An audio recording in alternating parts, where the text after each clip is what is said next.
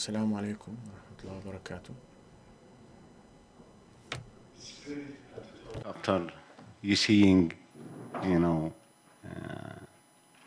the coverage of Palestinians for especially the first war, 2008, where you see some of the pictures. There is more footage which is really exclusive footage, haven't been seen in all the television station.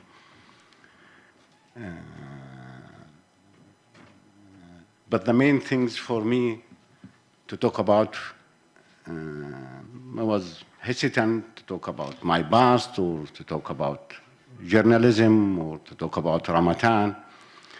But if we decide to show the vision of liberation, our vision of liberation, maybe my vision of liberation, this is why I choose to show some part of what we can do as Palestinians, as Arabs, even as Muslims, and the third world, what we are lacking in the media. In general, we're dealing with the media as, I don't know, in general, it's like individual work, especially television, which is not true at all. Television is industry. Media is industry. It's collective work. It's not because you are brilliant. You can be a brilliant writer, but you can be genius poet. But not in television, not in media, not in picture. Picture is industry. How to make it? In every picture you have seen, there is driver, there is car, there is camera, there is sound man, cameraman, producer. To get to the office, there is editor, there is satellite uplink engineer, there is a space, and to carry these pictures, it's not important to take the picture, but how to get it out, the consumer, to be effective. You can take millions of pictures, but if you don't have the tools to take it to the viewers, it doesn't make anything. Like, for example, now, maybe there is plenty of cameras in Palestine. Maybe there's thousands of cameras taking pictures. Now, we're talking about period, there is no, in that time, smartphone, there is no internet, there is nothing. So you have to go back to analog time to understand what I'm talking about.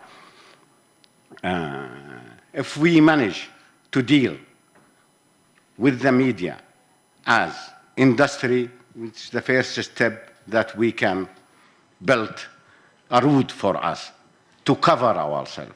It's one of the slogans which always I thought, maybe you saw some of it, I thought, the student which is, they become the cameraman and the satellite uplink engineer and sound man, all of them are from the refugee camps, or even some of them that are ex-prisoners. They have no, at all, even high school education, which is the ones they cover throughout Ramadan. I don't think there is anyone have BA. All of them under Tawjihi, except, some of the producers like me, And always the importance, who own the media, who own this industry? The one who own this industry, the one who decide about the policy, the editing for this. Our problem, who own the media in the Arab world? Who own now the media in Palestine? Then you can see if there is real coverage for what's happening in the ground and for whom they are helping. For example, when this shooting, this is why nobody was expecting war. Saturday, 11 o'clock in the morning, so nobody thinking there will be war in that time. As you see the producer talking that we are going to do some, story, we call it TV story about graffiti, and the war started. And so that's all of these cameras was spread to do a news story. Of course, they switch to do now news coverage. So all of them, they have pictures from the ground for what's happening. I was in Cairo in that time. So they called me what to do with the pictures, to whom we give it. So Al Jazeera was calling, CNN was calling, the office, everybody was calling. They want the pictures. The picture. Now, they expected that we have the picture because they are our clients in Ramadan. What to do with it? So I was thinking, and, I have to give them answer as, editor-in-chief. So I told them, put Ramadan logo and put it in the air. One of them, the director of the office in Gaza, he said in Arabic, فلسنا. In that time, of course, if you want to sell the pictures, as we do our business, you don't put your logo. So they can, CNN can take it as claiming theirs, and they can buy it, Jazeera can buy it, everybody can buy it, but if you put your logo, everybody will take it, it's open in the air, but no revenue. They understand that. And this is where the owner, I am not the only owner of Ramadan, but I am the general manager. I have to take the decision. So I took the decision because I think it is time. My crews, they're almost in very dangerous situation. And so the credit, they should take it. Why I will give it to Al Jazeera and to put exclusive in it, and for CNN to put exclusive in it. This is the work of Palestinian journalists who willing to sacrifice their life for the footage, not for money, for the footage. They're working 24 hours in that time. You spend 23 days. There was live pictures from our building to all over the world. Tell me when, you can talk a lot, but tell me when I... We'll have more of an opportunity to address the subject during the Q&A as well. Okay. Okay? Okay, thank you. Thank you.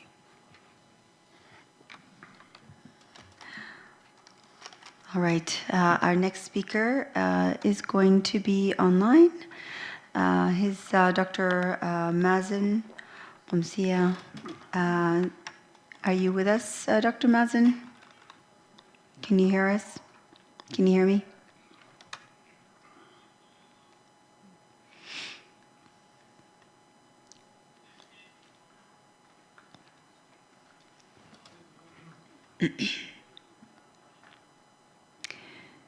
We see him on the small prompter. Just 1 second. Okay.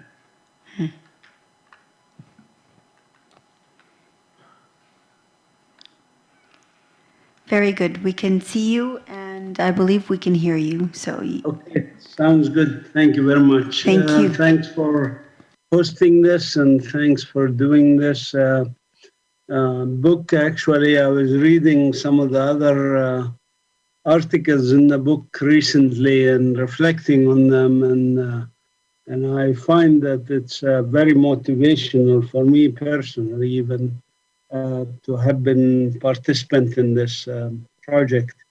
What I wrote in the chapter that I did was related to my own background and how I ended up where I'm ending up, and a bit of reflection on life and what it means, and why, as Samah Jabr also said in her chapter, that basically activism for us is a form of therapy, if you want, in a situation that's very, very difficult. My own background, just for the record, I was born in the shepherd's field here in near Bethlehem, where, according to biblical traditions, shepherds heard the angels sing, went up to Bethlehem where Jesus was born. And my ancestors were those first Christians, if you want, to spread the message of Jesus. And what's this message? This message is a message of, in a way, resistance to evil and doing it with loving kindness to other people. In other words, yes, Jesus turned the tables on the money changers in the temple. He challenged the bad deeds of other people, and he prayed and worked with poor people and needy people. And this tradition, if you want, was taught to me by my mother, who is now 91 years old, and I have breakfast with her every morning. And she, when I was very young, she used to take me, for example, to see and help some people who were living in a cave, who later I found out were refugees from 1948 era. I got my education in biology and medical genetics. I finished in the US. And then I traveled around the US and worked in a few universities in the US, University of Tennessee, Duke, and Yale universities. And what I had hoped to do, and still hope to do more of, is to think of where I can be most effective helping leave a better world than we inherited, unfortunately, due to many factors: colonialism, imperialism, Zionism, greed, and consumerism that's rampant in this world. When I did biology, and why I did biology is because I loved nature. I loved Palestinian nature. My uncle, who was the first Palestinian zoologist, used to take me with him to the field and observe nature. And this is how I learned to love nature and love Palestinian nature in particular, which is part of the Fertile Crescent, where humans first developed agriculture and domesticated plants and animals. And Palestine, as you know, was before 1948, was multi-ethnic, multicultural, multi-religious, and even multilingual society. There were 44 languages spoken in Palestine before 1948. Of course, things changed because of Zionism and the idea of creation of a Jewish state in Palestine destroyed this human diversity, but it also destroyed biodiversity. And this is a big motivation for me to try and restore some of this, restore biodiversity, restore human diversity, protect people and nature in Palestine. I have always been, as a biologist, interested in experiments and experimentation, and that also goes on social issues.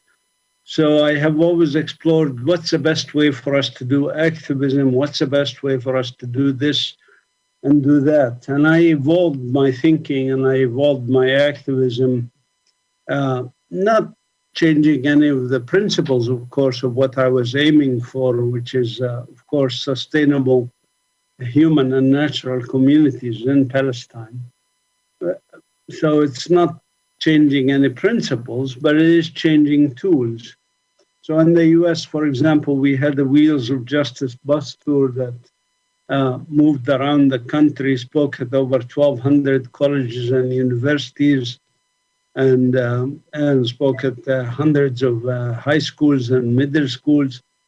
I met a lot of people through this because I traveled basically throughout the United States in all 48 contiguous United States. I haven't been to Alaska and Hawaii yet, But anyways, this was a very good experience, and it allowed me to think and to organize the way we do activism.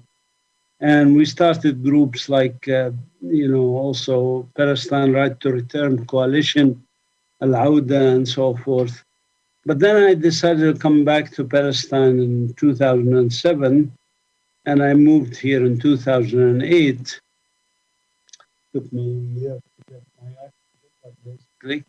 And I came back to Palestine, and again, trying to experiment what's the best way to help. I joined demonstrations. I was arrested a few times, etc.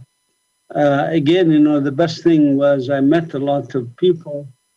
Unfortunately, some of those people were later killed by the Israelis. And, for example, my friend Basil Al-Araj from the village of Al-Walaja, who I interviewed for a book I was working on. I got depressed afterwards, and I didn't finish that book. I did finish other books about popular resistance and sharing the land of Canaan and so forth. But I had a book that's in mind that highlights inspiring Palestinian stories, and I was writing about the family of Al-Araj from Al-Walaja because they had been made refugees in 1948, and then they built a new Al-Walaja basically across the valley from the old Al-Walaja that was ethnically cleansed. And Basil Al-Araj and his aunt Shireen Al-Araj were very active in popular resistance, which I was writing about and participating in. And then they, unfortunately, of course, they were harassed a lot, attacked a lot, and eventually Basil Al-Araj was killed. And he was also a critic of the Palestinian Authority. Palestinian Authority arrested him and jailed him for a while and mistreated him, tortured him. He was killed by the Israelis in Ramallah, very close to the Palestinian Authority headquarters there. Anyways, I lost 19 friends as such, since I came back to Palestine in 2008. I then moved on to try other ways of activism. It's not that I abandoned other strategies or techniques that I was engaged in. It's just that sometimes you have to decide what do you want to spend the majority of your time on. And I had to change some techniques, again, not the overall aim or goal or overall thinking. It's just what techniques to use. So I and my wife decided to create this Palestine Institute for Biodiversity and Sustainability, which is an institute that works mostly with young people and children to try and reconnect them to the land. We have a community garden, we have a botanic garden, we have a small museum of natural history, a small museum of ethnography that shows people our ancestors, Canaanites, and how they lived and how they were living in harmony with nature. This was a direction that the reason I thought it's better to focus on children more is because they are the future, of course, of Palestine, and we really need to ensure they get the opportunities and the resources and liberate their minds. I just a year ago, I published a chapter on liberation from mental colonization, and I find that many Palestinians, like many people around the world, are brainwashed into consumerism and into accepting their positions in life rather than revolting or resisting. And we need to inculcate that rebellious spirit, which comes from also things that are very useful in day-to-day life. things like critical thinking, critical reading, etc. Yeah, thank you.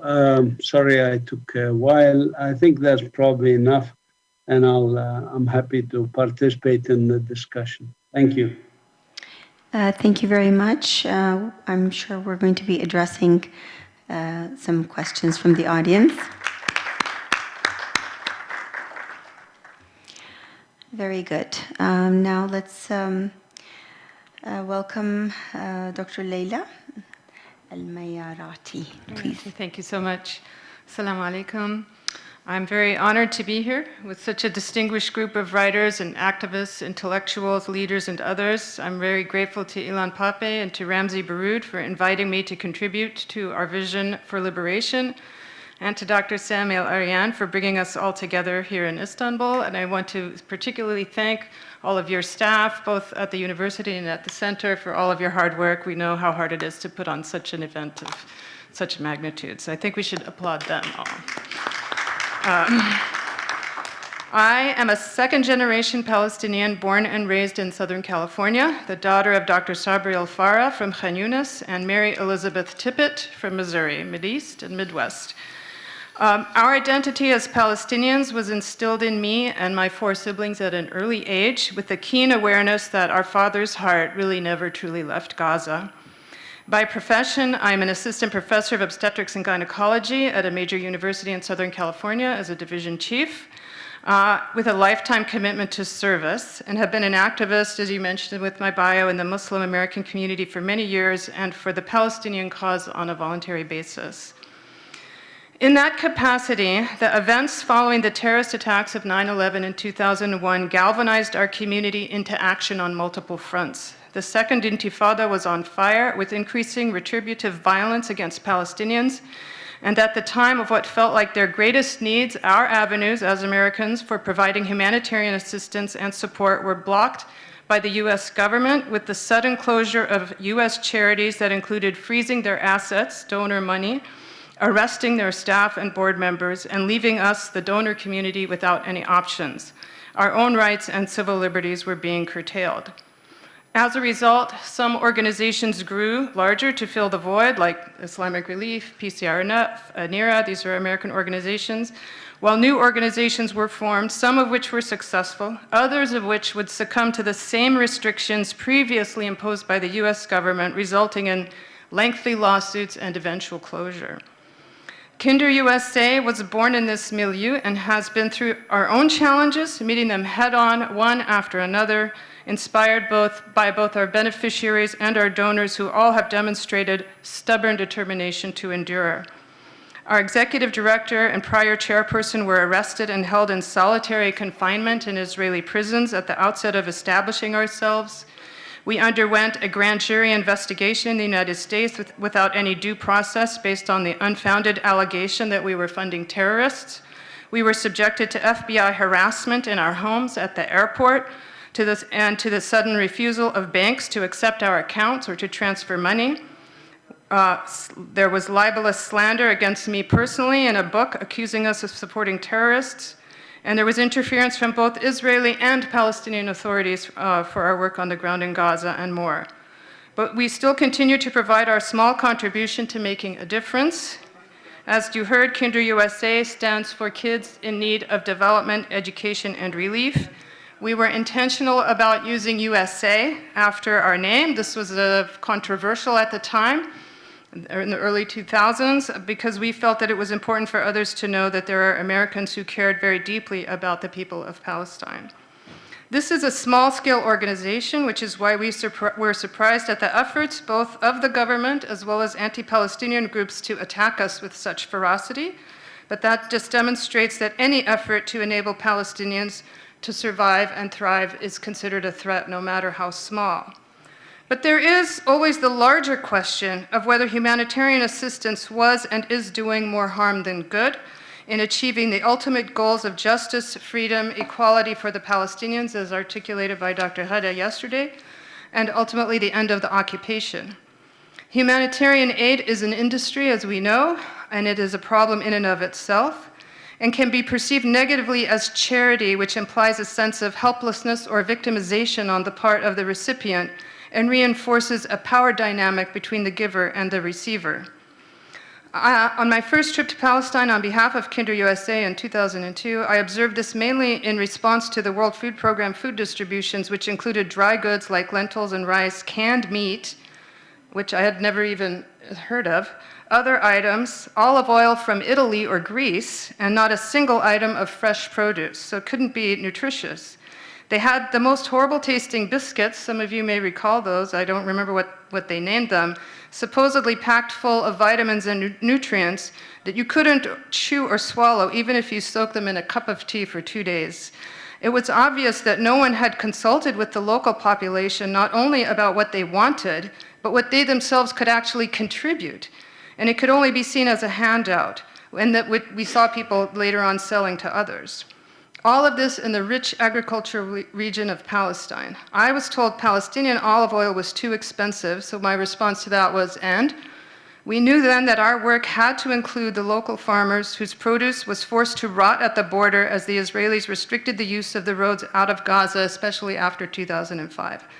Gazans could not export their goods to the West Bank and even to Israel itself, but Israel continued to fill the markets and pharmacies and other retail outlets with their products in the occupied territories to take advantage of Palestinians economically. This aspect of the occupation, this part of their economic control, forcing Palestinians to use Israeli products, disabling them from participating themselves in any kind of boycott movement, since they have no other choice, is something that should be addressed further. Promoting economic development and sustainability has been a priority for us for every project. Our efforts in the past were diverted and distracted by the assaults like those that we just witnessed of Israel, requiring us to provide emergency aid for food and other vital necessities. But our focus on retaining the dignity and choice of the people has never wavered. We introduced a voucher system so families could go to a local vendor to purchase uniforms and shoes, for example. People who couldn't get the uniforms and shoes couldn't go to school. We worked with markets and shops, assigning our staff to be present to document when the beneficiaries came there to shop, and thereby supported the local economy. We implemented a hot breakfast program in elementary schools throughout Gaza that was eventually taken over by UNRWA. So our current focus is on pre-K schools under the Ministry of Education, employing women heads of household to prepare and distribute meals. We have a similar project in one of the refugee camps in East Jerusalem. And in Ramadan, we support local farmers by providing seeds and other supplies used to grow and harvest fresh vegetables and fruit that we then purchase from them and distribute to the neediest families. We include a live chicken and eggs as part of the distribution. This is a far cry from the stale biscuits they used to get. In addition, we've implemented other projects such as giving chickens to families as a source of income for selling eggs, for example. Clean water for schools, psychosocial support, tutoring for at-risk children, a music festival in Gaza, Yes Theater in the West Bank are some of our other efforts. Compared to larger organizations, our projects are on a smaller scale, but our innovation has been copied by others, such as the voucher system, which has amplified our work. Still, we wonder sometimes if we should continue asking ourselves, are we contributing to this sense of dependency? As you know, over 80% of Gazans rely on humanitarian aid, and whether we should find other ways to empower our brothers and sisters and work to end the occupation. I believe the efforts should be simultaneous, and has been said, existence is resistance. Starting the day with a full stomach with a nutritious meal will enable a child to focus on her schoolwork, not her hunger. Being educated, a major value of Palestinians, is a form of empowerment, as we all know, and doing our part to ensure the success of children, especially those most marginalized, is a worthwhile effort. In addition to working in Gaza and the West Bank, we have been assisting Palestinian refugees in Lebanon for over a decade. They have their own set of extreme challenges. Having visited Nahr al-Bared camp shortly after its destruction in 2007, I witnessed a level of destruction that was on the scale of that of Rafah of 2002. The degree of poverty, prevention to access to services, and numerous other difficulties in the context of what's happening in Lebanon today is overwhelming. I was just there this past week with our partner, Fingerprints of Change, who reflects the same values I mentioned earlier: self-sufficiency, employing Palestinians themselves from the camps, focusing on the most at-risk kids with extracurricular activities that emphasize cultural identity for boys and girls in the camps, the gatherings, and informal tent settlements. Our work includes their neighbors, who may include refugees from other countries and even impoverished Lebanese whose only place to live is in a refugee camp. The leaders of this organization are Lebanese themselves, with an unbelievable commitment to serving this community. And I would like to share a very short video they prepared that summarizes their work from this past year. And then I will have my final remarks, if that's okay. Absolutely. Thank you so much. I also am getting notices from the translators to please speak a little bit slower so that they have enough time to catch up and be able to translate. I apologize, but I'm almost finished. I to get it done. No problem. All right. Thank you so much for that. I think he's going to show the video now. Okay, you have the video. Yeah, okay. They have that. Then I just will have some concluding remarks about the future, where to go. Of course. Can we load the video? Videoyu gösterebilir miyiz? Lütfen. Dr. Laila Marayati Hanım'ın. Tamam. If not, I will just keep going and maybe at the end. Okay. Yeah, it's ready.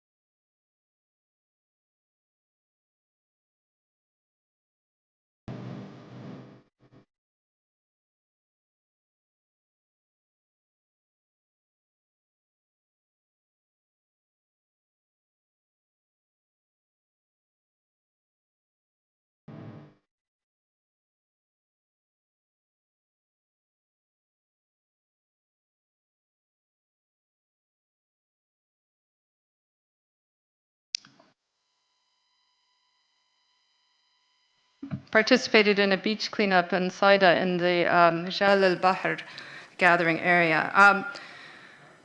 Our goal is to help children and their families survive and thrive in the present, looking with an eye towards the future. I know there is a lot of concern, criticism regarding humanitarian aid, and it's reflected in some of the chapters in the book as well. But perhaps we need to envision it and repurpose it as part of a solution that helps strengthen and develop civil society with Palestinians themselves at the lead, identifying the problems and solutions. The areas to address would be to focus on projects that support self-sufficiency, sustainability, stay open-minded, creative, innovative, and flexible, avoid competition. It's a very competitive industry, humanitarian aid, for some reason, and redundancy. everyone is and should be working towards the same goals. Demand transparency and accountability and efficiency, so they serve as role models in this regard. And at some point, we just need to have an honest conversation. Is it better to pool our resources to give to all the larger organization, or keep options open with smaller, more agile organizations? Should we abandon this effort altogether and focus our energy elsewhere? This is a difficult conversation, but we are a people who are not afraid of conflict, not afraid of anything. So let us engage together on such an important subject. And in the meantime, we will continue to do our best to support these families and their children, and to make today seem more bearable and add to that sense of hope and faith in what could be possible for them. Thank you.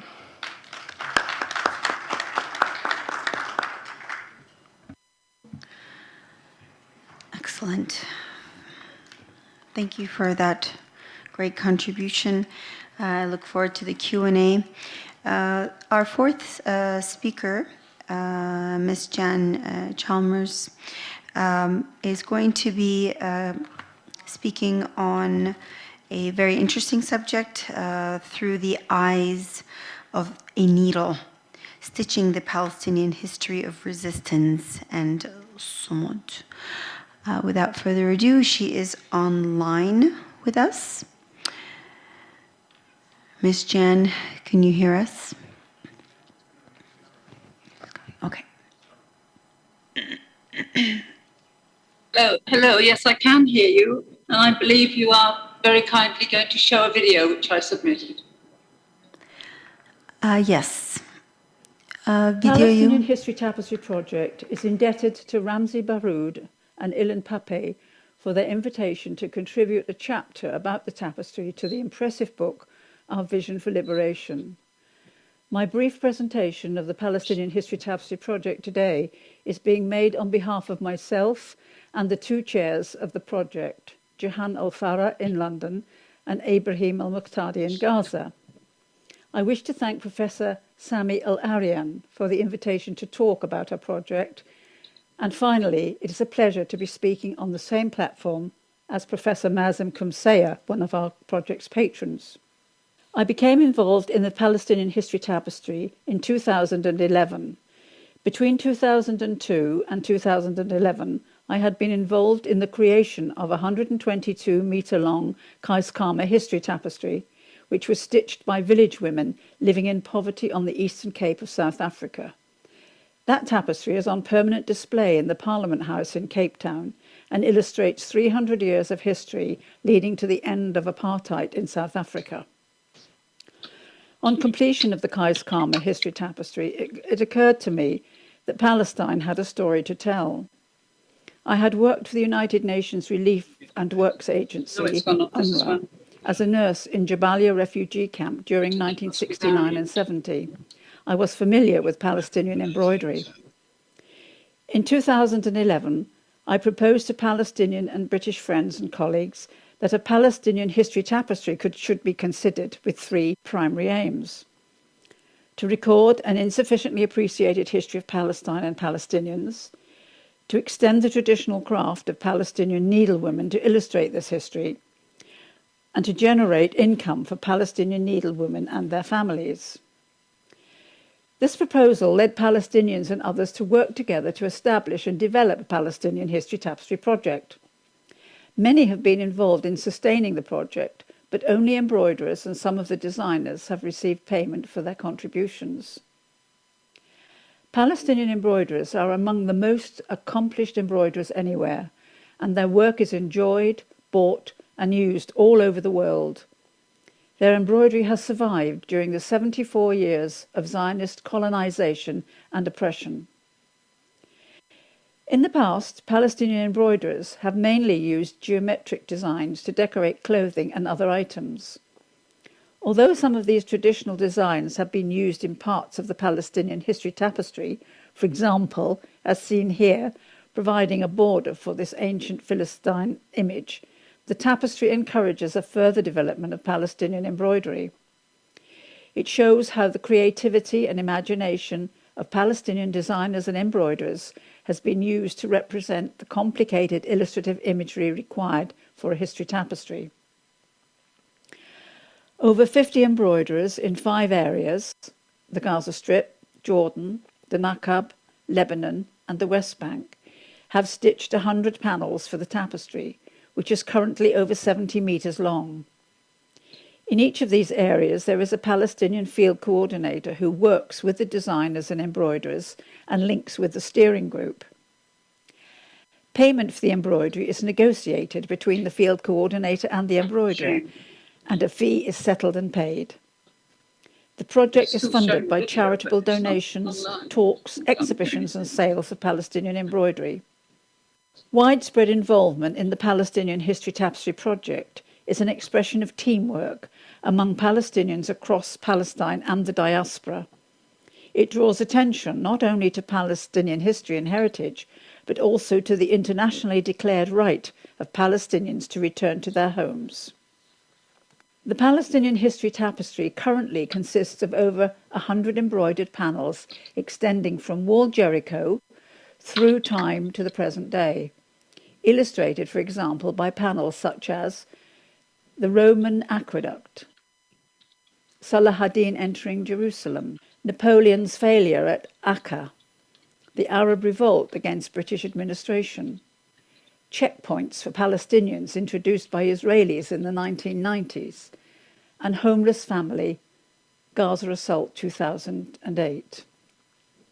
The tapestry illustrated those who have lived in the land called Palestine and what they have left behind. The Palestinian women involved in creating the tapestry were asked for their comments about the project and about the images they had stitched. Their comments were heartwarming. For example, they said, "I'm pleased to tell our story and the story of the land of Palestine. We have embarked on a new way of expressing our artistic capabilities. Despite the Palestinian diaspora, we have come to know each other through this work. This work is unifying collaboration." And one of them said, "It's amazing how each woman's special touch and unique character is reflected in the finished panels."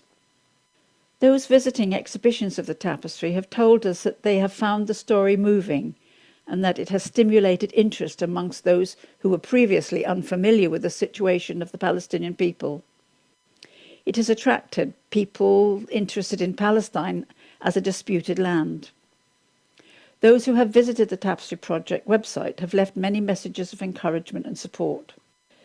The first phase of the project was completed in 2018. Formal launch events coincided with the 70th anniversary of the Nakba, the catastrophe, the ethnic cleansing of Palestine. This resulted in the forced removal of 750,000 Palestinians from their homes and villages to refugee camps to facilitate the creation of the State of Israel. The tapestry was launched in London with the support of Hussam Zumlot, the Palestinian ambassador to the United Kingdom. The launch day, 11th of December 2018, was the day on which, in 1948, the United Nations General Assembly adopted Resolution 194, which resolves that refugees wishing to return to their homes and live at peace with their neighbours should be permitted to do so at the earliest practicable date, and that compensation should be paid for property of those choosing not to. Each of the 100 embroidered panels measures 59 centimetres high, with variable widths ranging from 34 centimetres, the Hellenistic rooster, to 158 centimetres, an orange harvest in Jaffa. The tapestry has stirred the interest of many who were formerly unaware of the history of Palestine. It reminds people that Palestine was not a land without people, as asserted by many Zionists. Especially during the early 20th century, Palestine thrived and Palestinians flourished under Ottoman rule. The Palestinian History Tapestry is a living entity, but it is currently in store, but has been exhibited from time to time in the UK. The project steering group and the volunteers do not have the finances or the contacts needed to send it out into the world to deliver its message. It needs champions who understand its aims and objectives and who will see that it is kept safe, on display, and that it delivers its message. The Palestinian Nakba and narrative continue, as does the tapestry. The Palestinian leadership of the project is planning the embroidery of new and important panels to carry on the story. This work continues to bring the diaspora of Palestinians together, provides reassurance to the Palestinian designers, embroiderers and their families that they are not forgotten, and helps to strengthen Sumud and resistance.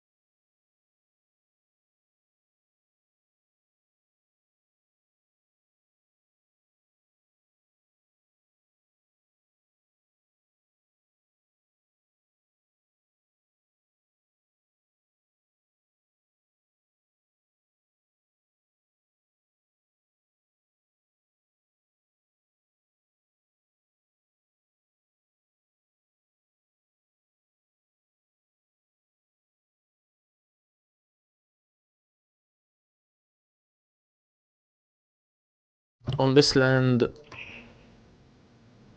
it deserved to be lived. On this earth, on this ground, it deserved to be lived on. And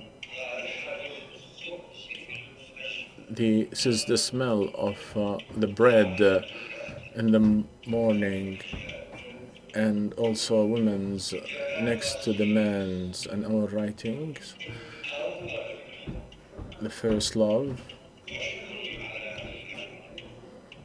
It was like many things that we understood, and then mothers also, they joined, and the fear of the enemies on this earth. It deserved to be lived on. And the end of September, there is a lady, she's 40 years old. She was in a prison, and there is a cloud.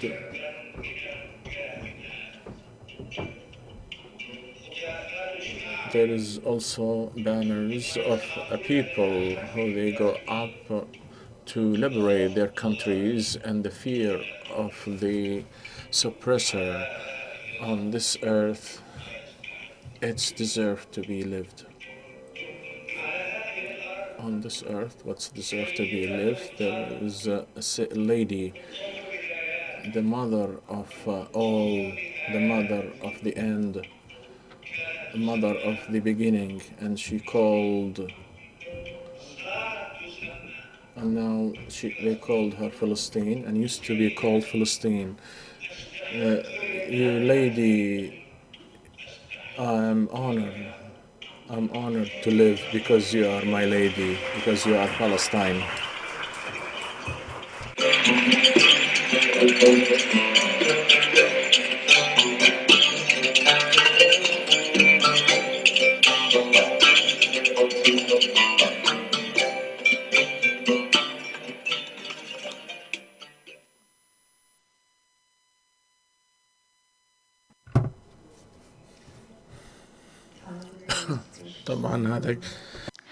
Poem and video. Thank you so much, Ms. Jan Chalmers, for that presentation. All right, our final speaker for this particular session is Anwar Makhlouf Isa. He is going to be speaking on the subject titled No Future Without Memory, Deportivo Palestino and the Story of Palestinians in Chile.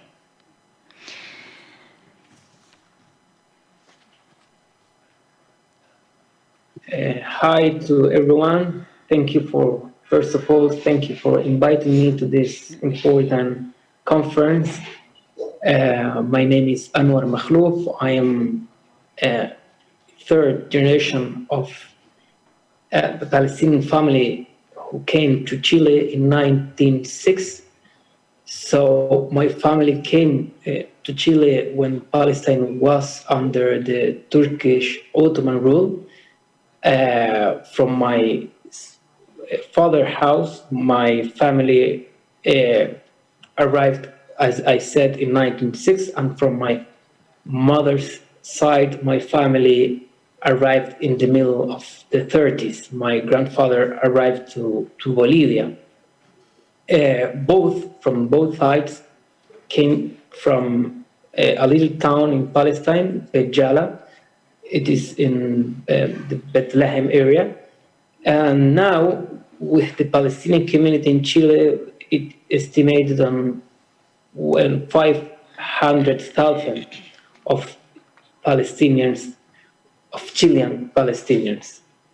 So the mass expulsion of the Palestinian and the complete destruction of hundreds of Palestinian towns and villages set the stage for a prolonged exile, or we can say it, shatat.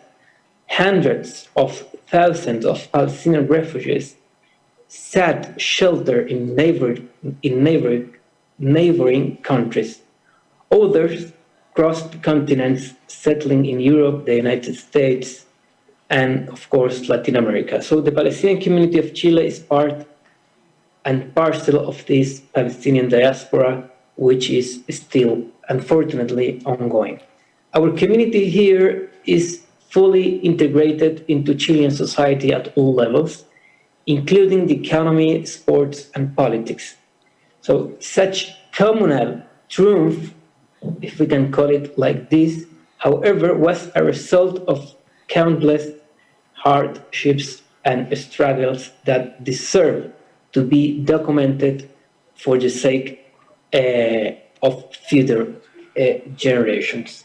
Every migratory process is grounded in its own historical context, and thus has its own unintended consequences. That in mind, Palestinians in Chile represent a success story of integration and preservation of identity.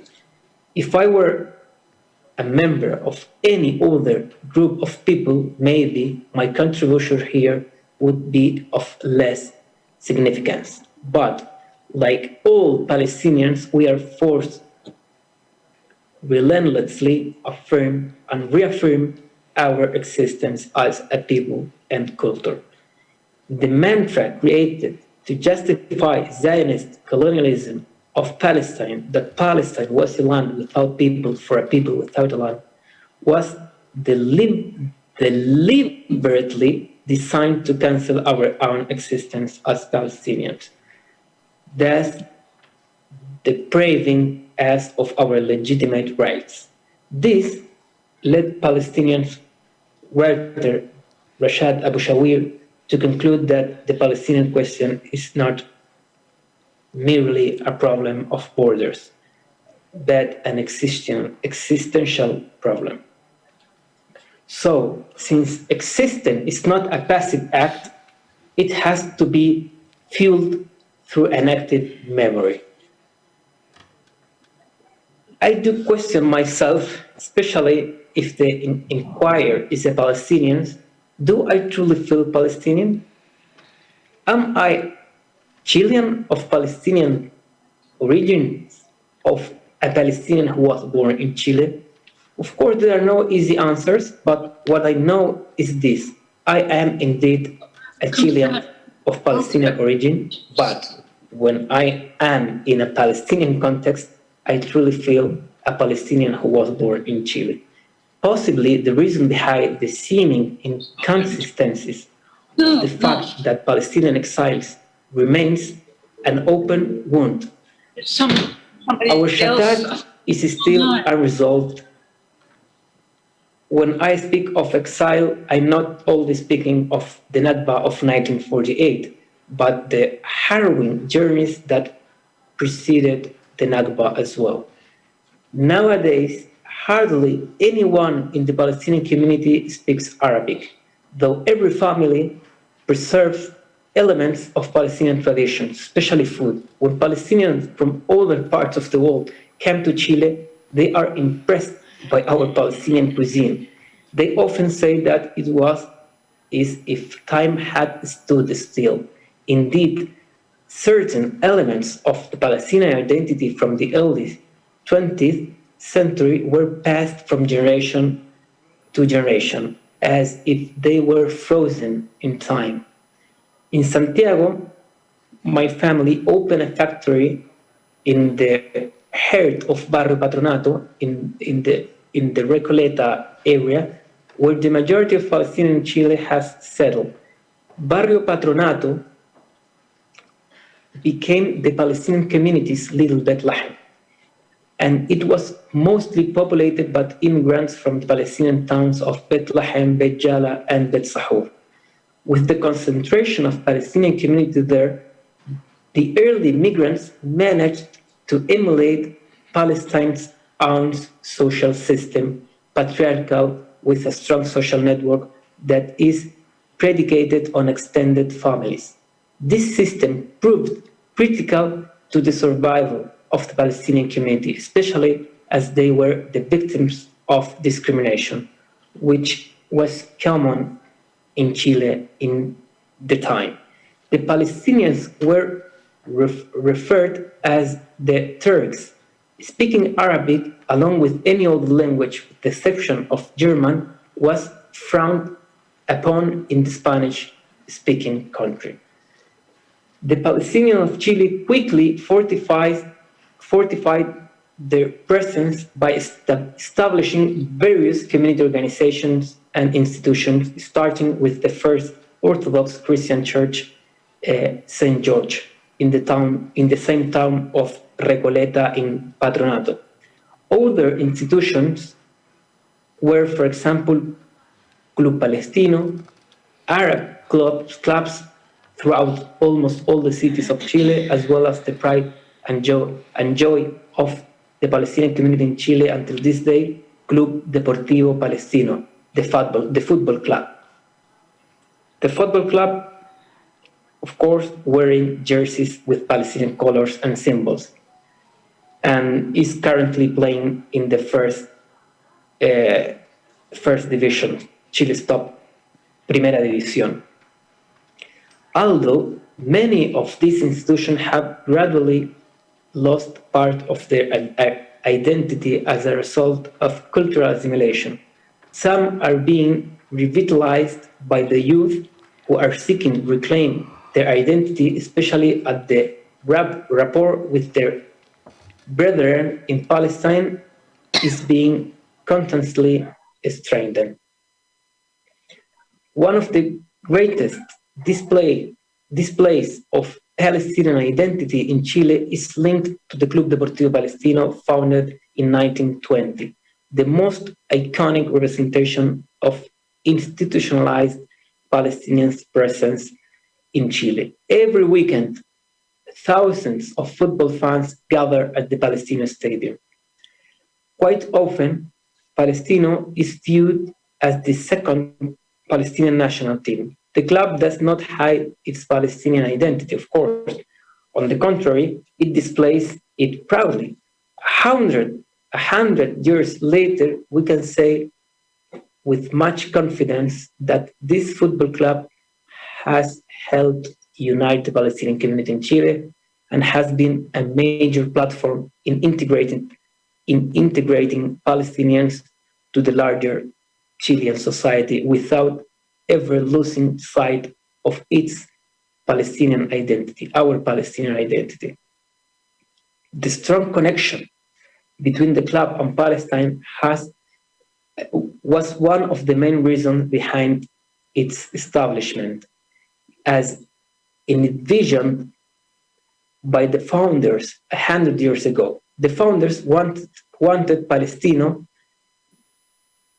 to keep the Palestinian identity alive in Chile. The Nakba, the catastrophic destruction of the Palestinian homeland in 1948, was the reason why the leaders of the Palestinian community in Chile decided to turn the club into a professional football team, which continues to be the case to this day. Club Deportivo Palestino was founded in 1920. That is 28 years before the very creation of the State of Israel on the ruins of historic Palestine. This is why Deportivo Palestino is not an ordinary football team. It is a witness to history and to the durability of Palestinian culture and to the Palestinian people as a whole. It also represents a model of how sports can be platform for resistance and a generator of solidarity. While Palestinians at home are often prevented, if not punished, from raising Palestinian flags, in Chile we raise it every Sunday during our games. Being the largest Palestinian community outside the Middle East, and certainly the largest in South America, we have a critical mission that must continue to fulfill.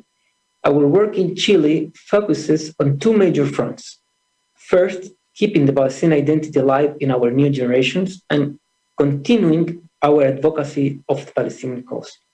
It must be said that the role of the Palestinian community in Chile goes far beyond the numerous activities surrounding the Club Deportivo Palestino.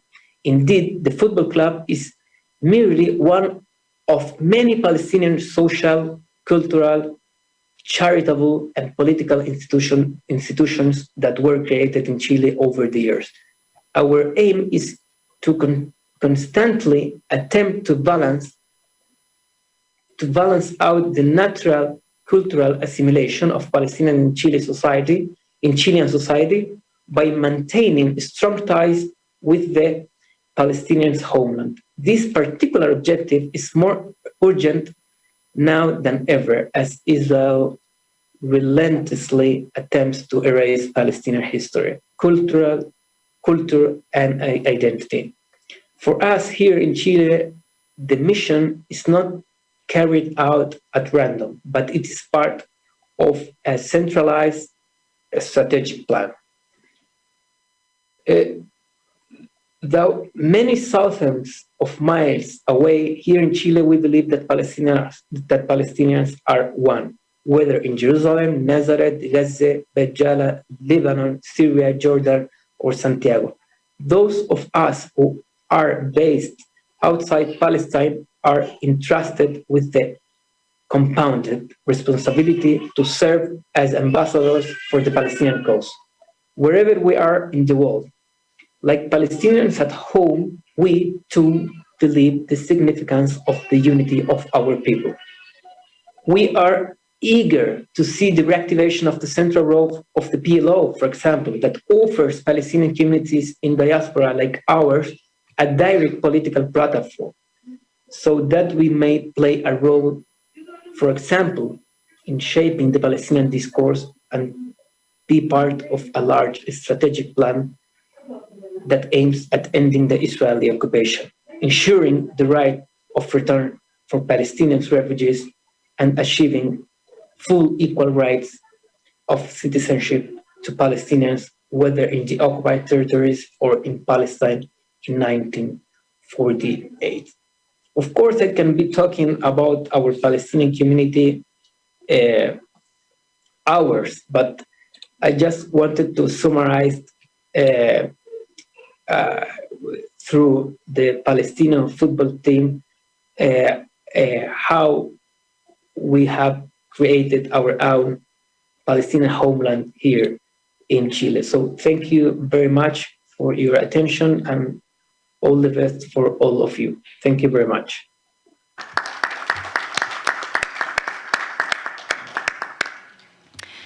I'd like to thank once again all the panelists for their great contribution. Today we've covered very interesting topics, from starting a news agency to biodiversity, to various charitable contributions, embroidery in tapestry, and football, among other things, as a form of resistance and recognition, and I would say definitely a path forward, utilizing all of these different means to have justice served for the Palestinian people. So we'd like to engage all of you in the audience with your questions, if you have any. We're going to have microphones, as I understand, passed around. If there's anybody who would like to get us started, you're most welcome to stand and identify yourself and offer your question. Yes. There's a lady right here. We're going to have 30 minutes for this Q&A, and hopefully we'll have questions directed towards all the panelists. Yes. Assalamu alaikum. Peace be upon you. Ilham Al-Hakim. I'm a journalist, Palestinian journalist. In the beginning, I would like to thank all the supporters of this event and also the supporters to this event. And I realize so many diversity, sports, culture, literature, and in addition to the humanitarian issues. And the support is very clear to our families in the invaded lands, in addition to Lebanon. Here I lived in Turkey about a year ago. I came from Syria, and of course I'm very new. That when I integrated in our society, I noticed so many families they are under the poverty line, and they cannot really support them. There are so many humanitarian organizations they can support. So this see if it was like materialistic or food or anything, but to help with those youth, at least to have a small project for them, to help those poor people. And thank you so much for your integration. Thank you. To summarize for those who do not understand Arabic, she was referencing vocational training programs because she's noticed a great deal of Palestinians who are below the poverty line, and she was encouraging, especially for the youth, vocational training so that they can earn a living and have certain skills. She did not address a specific question to a specific panelist, but I think maybe Dr. Laila, since you're in this, since you're helping a lot of families, have you come across this kind of opportunity to assist in vocational training in particular? Yes, thank you. We definitely, in one of the projects we were working on in Ain al-Helwa camp, the school that we were supporting was specifically training boys around the age of 14, 15 to get vocational training to become electricians, carpenters, to develop skills. As I mentioned, the focus was on kids who were either just not successful in school or couldn't stay in school, and therefore didn't have a path like to university where other children might be. And so this was a very important project. It should be done on a much larger scale, as you suggest, because it does give them opportunities not only to develop a skill, to be proud of what they can do, and to also earn a living. So I agree that that would be a very important area for people to invest in, to support, when we look at opportunities for what humanitarian agencies can do, especially on a larger scale. Absolutely. Yes, Dr. Sami.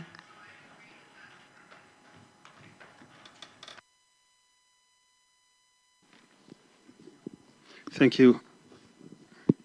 Thank you very much for all our speakers. This is a question for everybody concerning what challenges do you see in your own field of work, whether it's media, charity, culture or biodiversity, particularly Mazin inside the occupied territories, and also the media in general, whether inside or outside. What challenges do you see in your work that you think that we need to be aware of, those who are outside need to be aware of, particularly when it comes to the media and how the media is being controlled? You alluded to it in your speech, but maybe you want to elaborate on, and also for Laila, considering, coming from a country that has been targeting charity, particularly if it's, of Palestinians and Muslims. The Holy Land Foundation is one example where people who actually devoted their life for Palestinian children and Palestinian charities, and yet they were tried and sentenced to 65 years. Even if they were tried in the Zionist state, they would not get that kind of thing. So what kind of challenges do you see, and how do you overcome this as you have experienced it? And also the same for Jan. I mean, what kind of challenges do you see also in your line of work, and same for Mazin? If you can address first, Qassem. It's a very difficult question. I think the situation concerning the media in Palestine, and all, we'll put it in the Palestinian media. I think as we failed in politics, we failed in media. And we didn't understand in the media what we need, and not media for political parties, not media for Fatah, for Jihad, for BFLB, for the authority. We need media to represent Palestinian people, Palestinian cause. We need media not to reach Jabalia camp and Rafah camp and the Jenin camp. We need media to reach the Arab world, the Muslim world, the international world. That's what we need. But unfortunately, we did the opposite in the media. All our investment in media went to the wrong direction. I think in the media we are worse than 30 years ago. We went back to be controlled by biased international media. When I'm talking about a news agency, it is the industry of news gathering, which reach outside the border of Palestine. This is what we didn't absolutely invest. What we had, I talked a lot about, not a lot about Ramadan. It was attempt to try to create independent Palestinian pictures with the eyes of Palestinians, directed not to the Palestinians. I don't care, Palestinians, you don't need to sympathize with me, I need the world to understand my cause, to be supported for me. We are not reaching that at all. Then we talk about sometimes, of course, media need money, need investment. Now, according to my knowledge, because I'm really specialized in television, not a newspaper, I'm not a writer, I'm not good even in writing, but television, that's why I spent 30 years in my life with the picture. We spend, as Palestinian, you will be shocked about hundreds of millions of dollars every month for media, and we are not reaching even Al-Arish or Amman, because we create the media as political tools, which this is, to reach the Palestinian to be sided for us, as like we called it al-istiqtab in political terms. Like we are Jihad al-Islami, what they do, they did channel for Jihad Islami. Hamas did 2 channels, I'm talking here accurate numbers, 2 channels for Hamas. Fatah, I don't know, maybe 7 now or 10 television channels, you know, represent Fatah. And everybody concerned about their agenda, not about their national agenda. So that we are really losing. Now we want to the situation like, okay, if I want to look at what's happening in Gaza right now, I switch to Al Jazeera. Ask every Palestinian, or to Al-Mayadeen, for example, if you are leftist background, you will check the money. You don't check Palestinian television or Al-Aqsa television or Al-Quds television, all of them good names, and or Palestine al-Yawm. It have nothing to do with Palestine if we're talking about media. This is why we're losing in concerning the media. I think what we need as Palestinians, we need national media, Palestinian media. With this is maybe it's good chance, like we have, you know, people from all over the world as Palestinians. It's not difficult to do it, but you need the decision. You don't need hundreds of millions of dollars to do it. We did Ramadan with $200,000. It was half camera when we started, and just renting office. And we made money by them. It's not, we are not, we refuse any money from anybody. From US or all European, we are making money every time because we're selling service and we doing it myself. You don't have to spend money in the media. But what we are doing as Palestinians, exactly like the Arab regimes. We're doing television channels to spend money. And television is very expensive. And this is what we invest in. We need, I don't know. And if you need 2 things, I think the most important things, the television and news agency. That's where we manufacture the news and we export it. We are the factory of the news. Gaza is the factory of the news. Jenin is the factory of the news. But we give the factory to Reuters and ABTN, the international news. So we are not even selling our own raw material. It's like you have oil. We have the oil. That's the main things we have the news. But we let the other to do it, or we do it for, as you know, like television channels, which I'm talking about, which belong to political party. They do it for their own political interests, not for the national cause. And this is why I think we are losing concerning the media. I'll give you just example. 2008, it was Ramadan. This is what the last war, and then Ramadan is gone. 2008, it have been covered by Ramadan, which is Palestinian. It's company registered in Gaza and the capital from Gaza and all of that.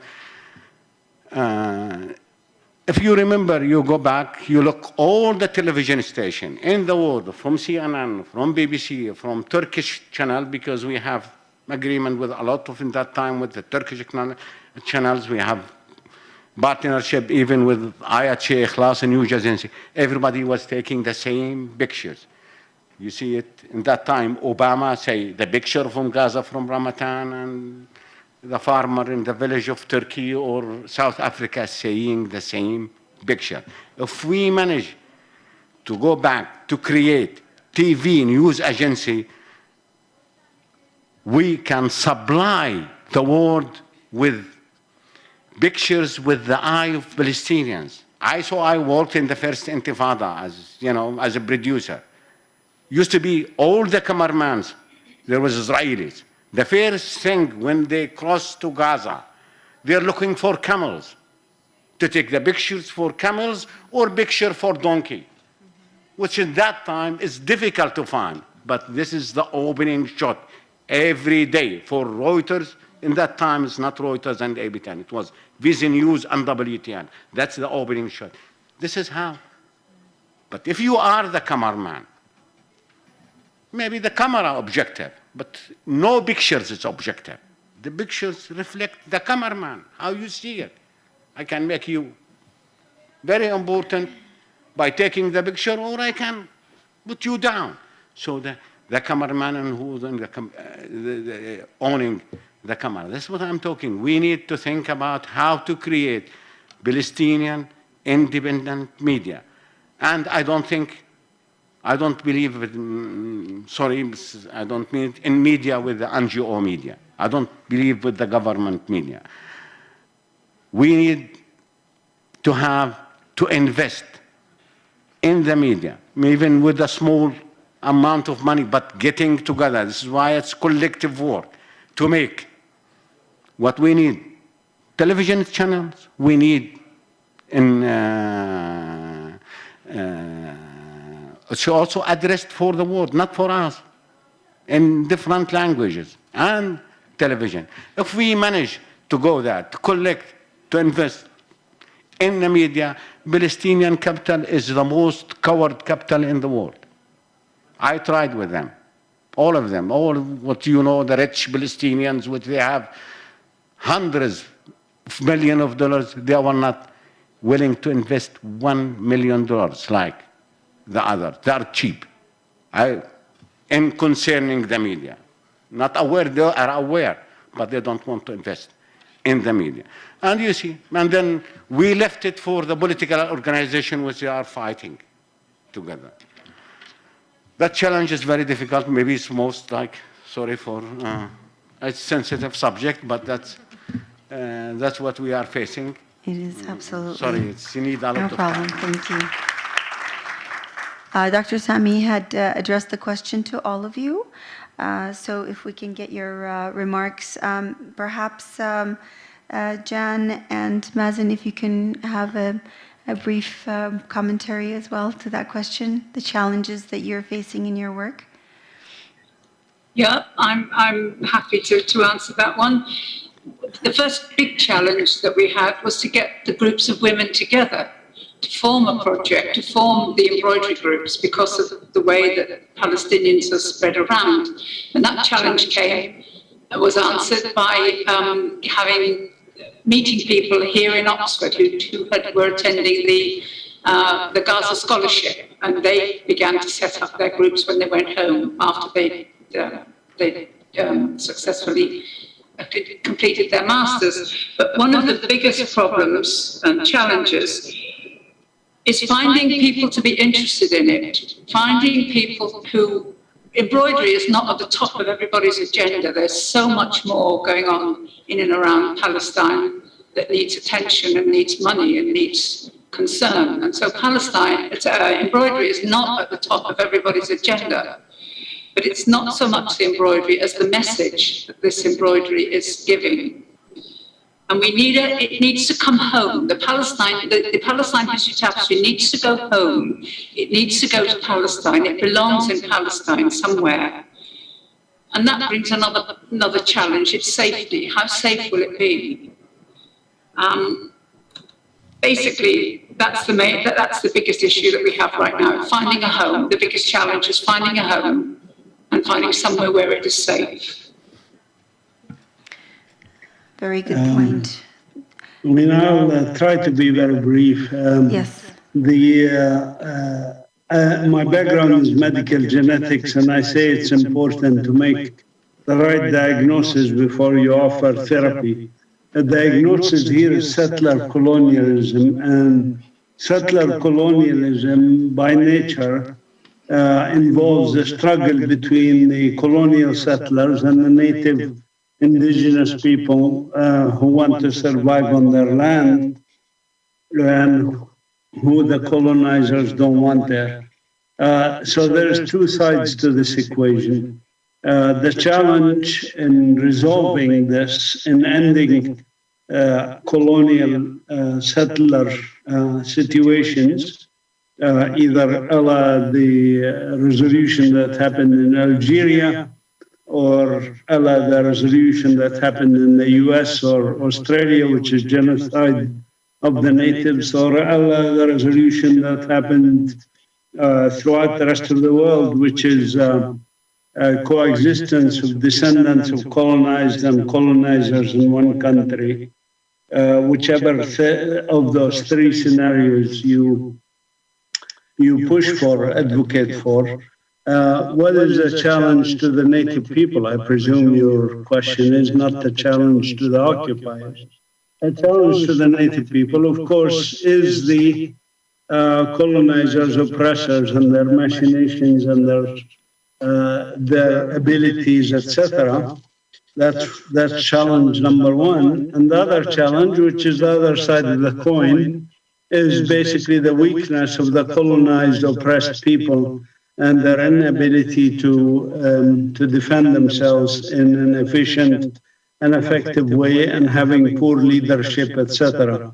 For me, actually, both challenges are tough to deal with in the situation of Palestine, but they were tough to deal with in the situation of South Africa or Native Americans or any other colonial, anti-colonial struggle.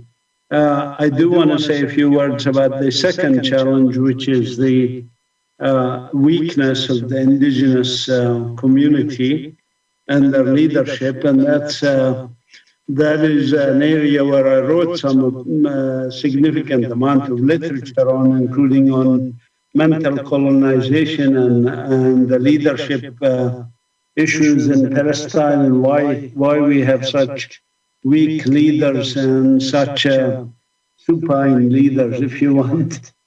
I think that's something that's beyond the time frame of answering such a question, but people can consult my writing or email me, and I will send them texts about these matters. I discussed it also in my book, Popular Resistance in Palestine, History of Hope and Empowerment, where I discussed the challenge to resistance. Thanks. Thank you. Mental colonization, yes.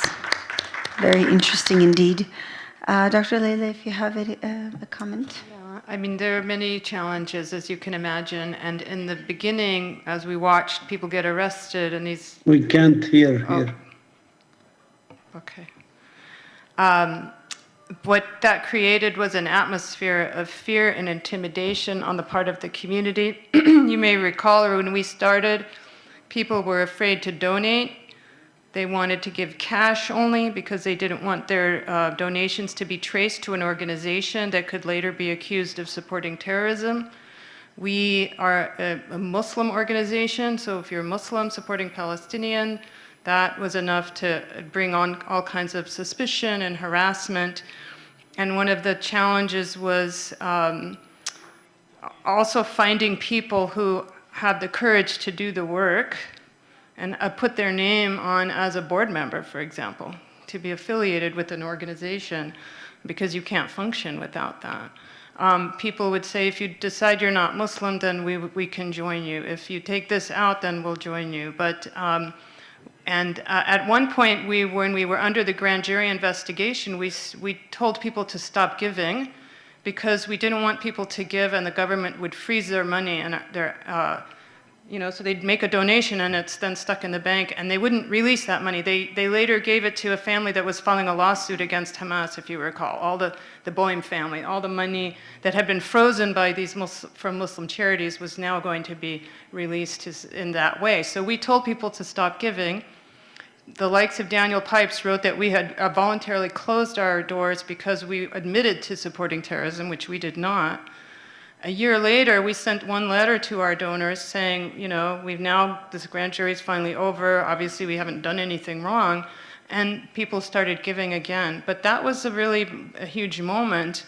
But other organizations, I think, just either abandoned referring to themselves as Muslim, Even the larger one, even Islamic Relief, has had issues with providing direct services, so they go through UNRWA because of that. So it's a constant challenge, but there is this overarching fear. It's not as strong now as it was back then, like you said, because of what was happening, but it still takes courage to actually do anything on behalf of Palestinians. I'm very discouraged to hear you say, you know, there's so much wealth and money in our communities, in the diaspora especially, that could finance a media operation, that could support and fund a lot of these different projects, appealing to them to contribute in whatever way. Like I said, it's not a competition. This doesn't benefit me personally in any way. In fact, it's been actually very difficult. That's, I think, one of the hardships. How do we get the rest of the community who has wealth and has means and has privilege to do more on any level that we're talking about in terms of activism and support? So I think those are just first things that come to my mind. Yes, absolutely. Those are very difficult challenges, I think. Thank you so much. We, I believe, are out of time. One more question. Okay, let's take one last question. If you can please make it brief, because we have another session that's starting soon.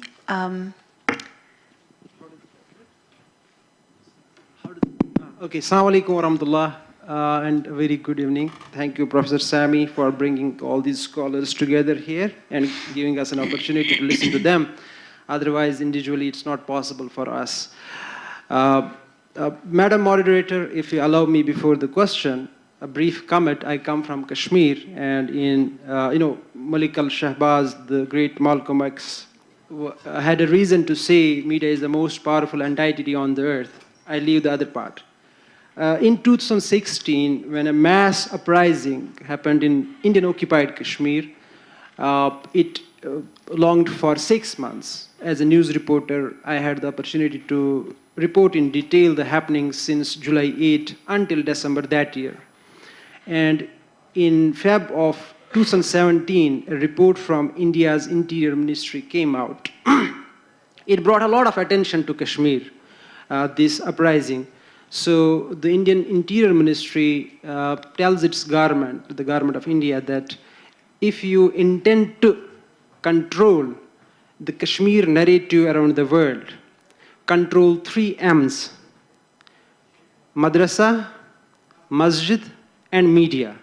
So Shaheed Malcolm X was very much right about saying that how important it is regarding the most powerful entity, the media. And since then, what we have seen in Kashmir is complete regression in media. They criminalized journalists, filed cases against them. 3 of them are right now in jail, just for this reason that they would tell the story of Kashmiris to the outer world and maybe hold India accountable for its crimes.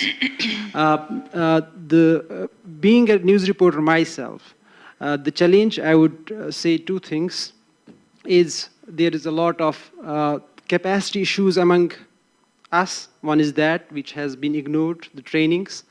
Of course, the second is the resources. And now the question. That is, leaving aside the mainstream media, how we saw New York Times, how it framed the first and the second intifada as aggression against Israel. And then we saw boom in social media, the alternate media. Now recently there has been a takeover of Twitter by Elon Musk. How do you see this, and what are the expectations? Thank you.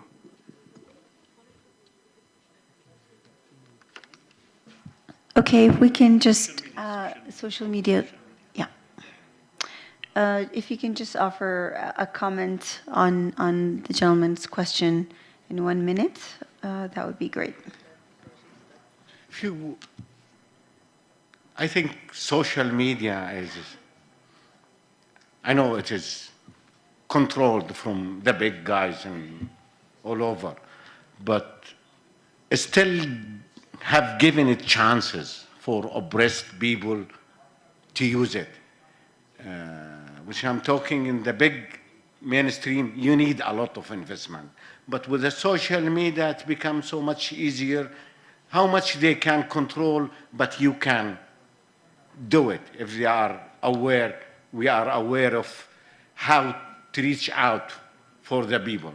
I think it will help, but it will not be replacing the real media. There's still a lot of, doubts about social media, but we need, as people have a cause, to go also to invest in how to create and to address the mainstream media, how our pictures is going to be there to all over the world, not just with the social media. Thank you. Thank you so much. We're out of time. We'd like to thank all of our panelists again for your great contribution. We're just going to Dr. Sami. Thank you. I just want to let everybody know that tomorrow afternoon, all the speakers will be here, so you can ask questions. So there will be a full session, just questions, and hopefully answers. All right, I want to thank everybody. I want to thank this really distinguished panel. I mean, we really saw a part of the struggle of liberation that usually is not mentioned when we talk about in the context of resistance, but I think there are very important contributions to every and each one of these situations. I just want to acknowledge everybody. We have small mementos, if I can have the first one. Dr. Laila.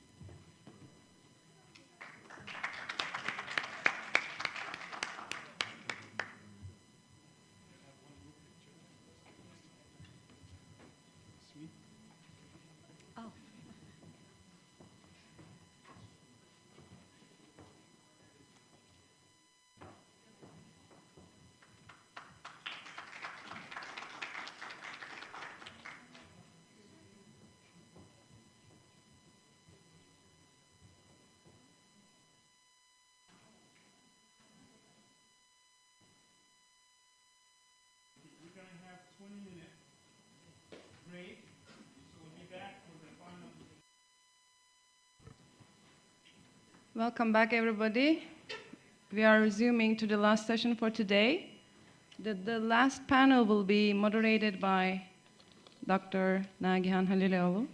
Is a lecturer in comparative literature at Ibn Haldun University in Istanbul. Over to you, Doctor. Can you tell me how to? It'll come just, okay.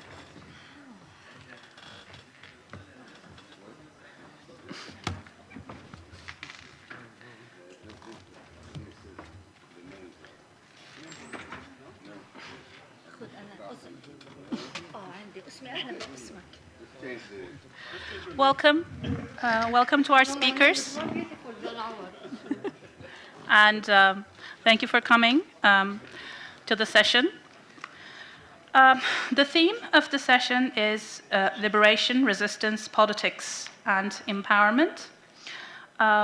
Each speaker will speak, and then we'll have the questions at the end. Before that, I want to introduce everyone. So first, we'll have Ms. Haneen Zoabi. She's a political activist from Nazareth. And then we'll have Mr. Awad Abdelfattah, NGO president from Haifa. And then we'll have Professor Ilan Pappé from University of Exeter. And then, of course, Sabahattin Zaim's very own Sami Al-Arian will be speaking last. So Ms. Haneen's presentation is going to be on In Pursuit of the Normal, Palestinian Citizenship within the Zionist colonial framework. Thank you, and I will let you know after 5 minutes.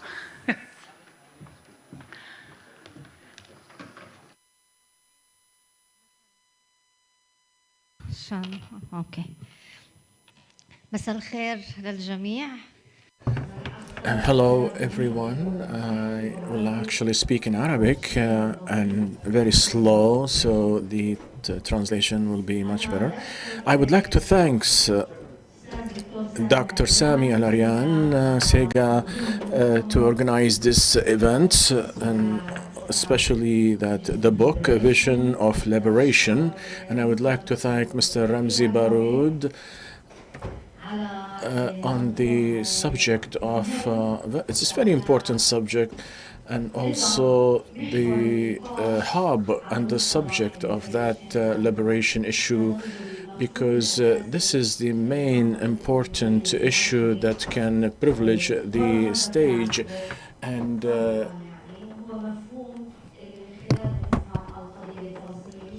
that they understand, that think after 70 years, and also the issue of Palestine in the concept of liberation.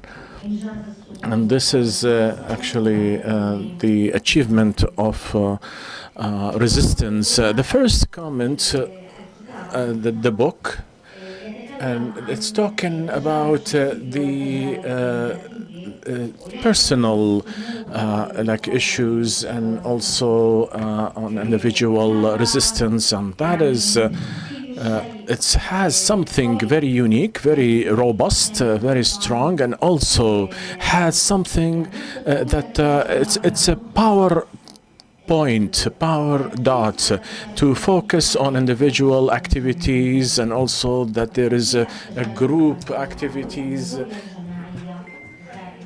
they are not exist, and also the leadership, that the resistance of that thing there, and this is a no. على أن المنظار لفهم القضية الفلسطينية. And also the rights of Palestinians, and it's like, this is a project, it's a collective project, it's also that supposed to take into consideration. The other comment that I would like to, I'm going to talk that what is the liberations on individuals, and also especially by the Palestinian people, and that Israel did not kick them out and they gave them citizenship. So this is not actually understand that we can call it the concept of liberation. We are part of the colonialism, under colonialism resistance. And also, if we are, vote for the Knesset, and also Israel, they are the one who are controlling the politics. How can we liberate from that? This is the questions, and we have 8 minutes. And the second question is the essence of liberations in this part of Palestinian people inside. What are the main, issues that can help liberations? This part of Palestinian people, it's not being asked to be liberated. We are not take the concept to come to the 1.5 million they have citizenship of Israel, and how they can integrate it into liberation. If they ask us, they didn't ask us for liberation, they ask us to stay there only. Even the discourse towards Palestinians inside is the discourse of resistance, of resilience, of to stay there. And even the general public discourse, it did not clarify what kind of staying. Maybe we stay with Israel, maybe we stay, we are maimed, maybe we stay there and we are injured. Maybe this is the resilience or the resistance of the concepts of the Palestinian people. It's controlling us until now, that you are resistance until today. So we need a jump. We need one step ahead, so we can transform from the staying as a staying and go to one step up to liberation. to change that. And we've been marginalized, and also, of course, we've been they took us out, and we are now staying on the marginalized side, nationally, and maybe we are even integrated part even before Oslo conventions. But Oslo came to us and removed us, and also they treated us injustice. I have 5 minutes. You have 5 minutes, yes.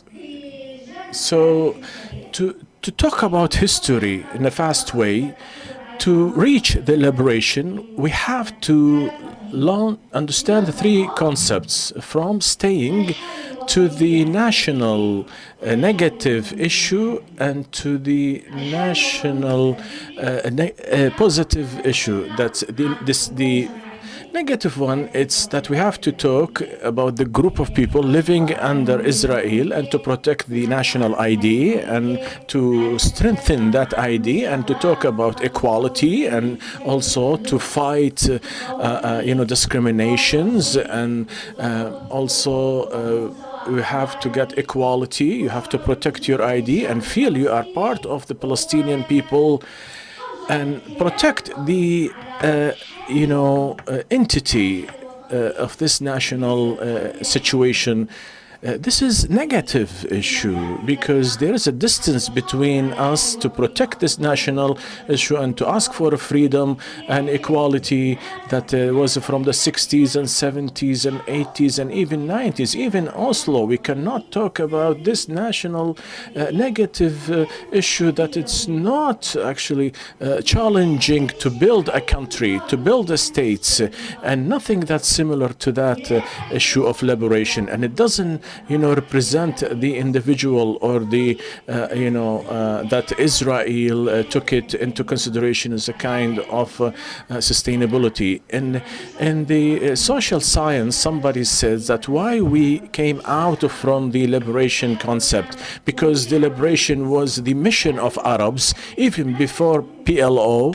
It wasn't Palestinian issue. It wasn't like Palestinian have that banner. It was the Arab banner, the Arab issues, and the Arab military should come and liberate Palestine. And then this be transferred into PLO organizations, and then that is what's happened. So this citizenship, negative citizenships, that the political action, and in the Nakba, the Intifada at that time, we went out, from the reality that so many people been, displaced, and what we left in Palestine are only farmers, and our land, it's been confiscated. It's been took from our hand by Israelis. So we have to talk about 15% of the 15 that the destruction of the houses, destruction of cities, and our lands has been stolen, and we became workers, work for very cheap rate with the Israeli economy. So we are the people that this issue of citizenship, it was the mechanisms of rights. This is citizenship. It was a mechanism of Israeli strategy to control us. And if the military controlled the whole land and stolen the whole lands, we have also that. So it's like they took our lands by law, and the occupiers, they are taking our land by law, destroying our homes by law, and they destroyed us and destroyed the identity of the Palestinian people by their law, by the Israeli law. And even like universities being destroyed. To be an Israeli Arabs or Arab belong to Israel. So destroy the citizenship, destroy the identity. It's worse than what happened in the West Bank since 1967. I don't have time here, but in brief, we developed a policy, a national policy. The PLO, it was away from us. And so what we did is we started to, reconnected ourselves to the reality. So we protect our nationality. It was negative, but that Oslo, actually when it came, Oslo Convention, within the citizenships, politic of citizenship, I'm not talking about movement, they just protect the Palestinian situation, the people of the land, and also I'm talking about the political parties that their activities within the political context, Israeli context. After Oslo, it's been transformed from the negative national, to the challenging nationality. So here we have this concept. When we get out from this negative nationality, so I can protect my nationalities, and we go into the fragment national issues, decolonization. So we are getting closer to the concept of liberation. And I am the daughter of a party that have the concept rejecting the Jewish state. This rejection is the first step toward liberation. This is what I alleged. This is my alleged.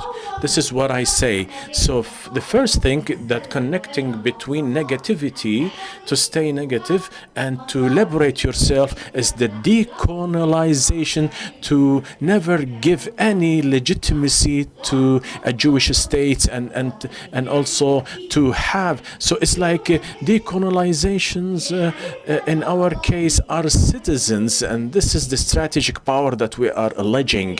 So Israel cannot say that the people who are resisting in Gaza and in West Bank and Quds, they are terrorists. And they say also changing the international law. It's very difficult to rejecting or alleging or saying that Israel is a state that colony with citizenship. This is actually very hard on Israel to say they are terrorists. So it's impossible for the citizenship that to be a liberation concept. There are many researchers says if you want to be conflict within the politics of citizenship, we will be lost and will be living within the system.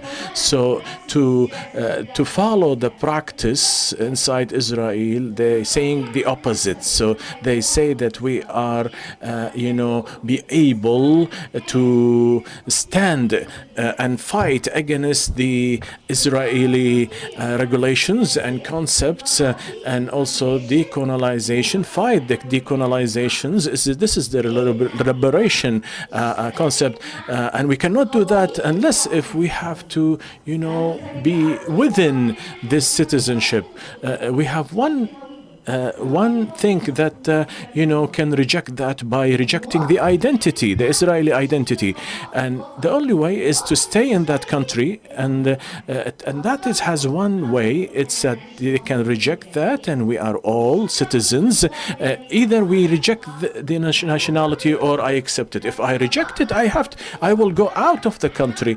That's mean if I reject it, that's mean I'm contributing to build an alternative nationality. And this new alternative, that's mean we need a state. It's not based on the Jewish concept and principles. We don't give legitimacy to the Jewish states, and there is contradictory between the democracy and the Jewish state. And I would like to say that this liberations, I have 2 minutes, it's on the crossroad. What's happened in Israel in the past 20 years, that Israel, and also Israel actually recognized recognized anybody that rejecting the Jewish states and who have the banner of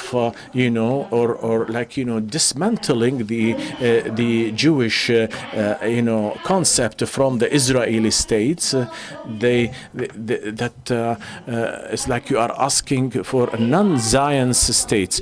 So this decolonization, this is a strategic threat, because you are not asking for more rights. This is against, the reality of justice. So the Palestinian discourse saying that you are fighting against discrimination, this is the expanding of nationality and citizenship. This is not decolonization. Anything we do, this is not even Pakistanis in UK, they ask for their citizenship. Many people, they are demanding citizenship around the world. We are rejecting to recognizing that the Zionist project, and our way to reject that is to deal with the citizenship, and we ask with an alternative citizenship.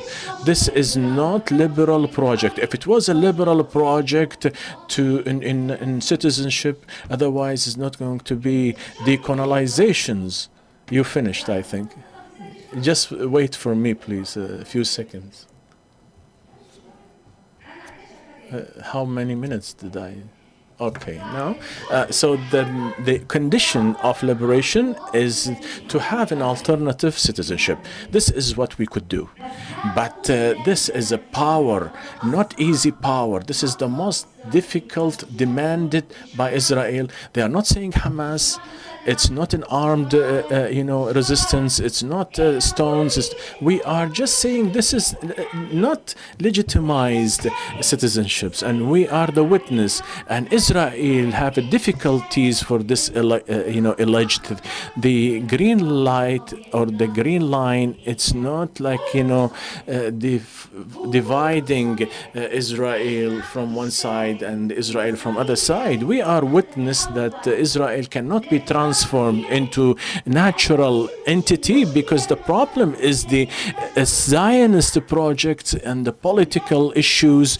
It's not only political of claims, it's a political claims of liberations. What happened in the latest year, all the last elections you're gonna ask me about, so I will talk about things that I couldn't say. What happened in the last 20 years, that Israel going to clarify things. That's mean that everything going to the rightists, 3% and 3% of the rightists, it was the place of decision making. In about 2013, from the rightists in the area of decision making in Knesset, in media and other places. The rightists, they are taking Israel into new place. So this new place is have to understand what are the essence of liberations. So what happened in Israel is the colony states against the essence and the basic of the people who built that country. So they will have this colonizations. It's not like to have, will be successful that this country of Israel, the elite of Israel, they are the one who, making the decision. This is to clarify everything. And also you have to pay attention. What is the power here? The power is not only a threat to Israel, Palestinian. This is also a threat and risk against the Israeli people too. Israel should reply how many Jewish live in United States and the world. They are in the small corner, and also there is no actually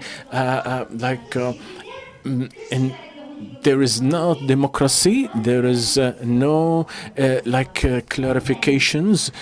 Everything will be end. So liberation should be clarified, and Israel should recognize themselves that they are a colony.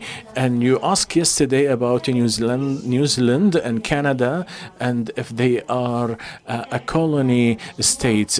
The difference is that this project should renew itself always. I'm not going to close that. In the United States, they close the circles and they start anew, and they want to give citizens. And they actually victory. They prevailed that to in Israel. The problem is they did not prevail and victorious because they are not only become a risk on Palestinian people, they want to be an evil around the world. That's mean they are providing military weapons, and so Israel is become a risk on the whole world. And Israel and Palestinians should actually use this point. We are not red Indians or American Indians.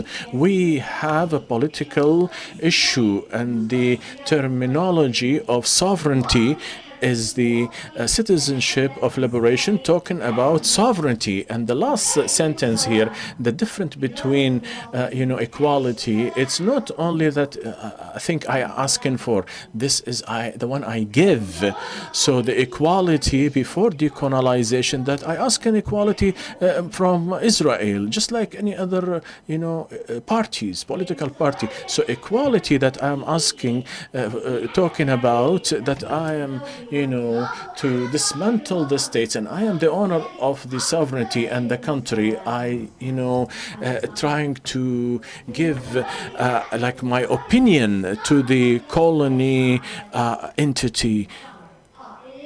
And the colony is that we tell them and actually the process. What is the concept of the decolonizations of citizenship or any one country? That's when I am dismantled at the end of the project of the colony, and after dismantling and decolonizations, and maybe you can continue. So you have to leave. That's we are going to call them and tell them. They have to leave. To hear Haneen in the Q&A, inshallah. Now we move on to Mr. Awad Abdelfattah, and his paper is going to be From Sham's Citizenship to Liberation Discourse, the One Secular Democratic State Campaign. Thank you.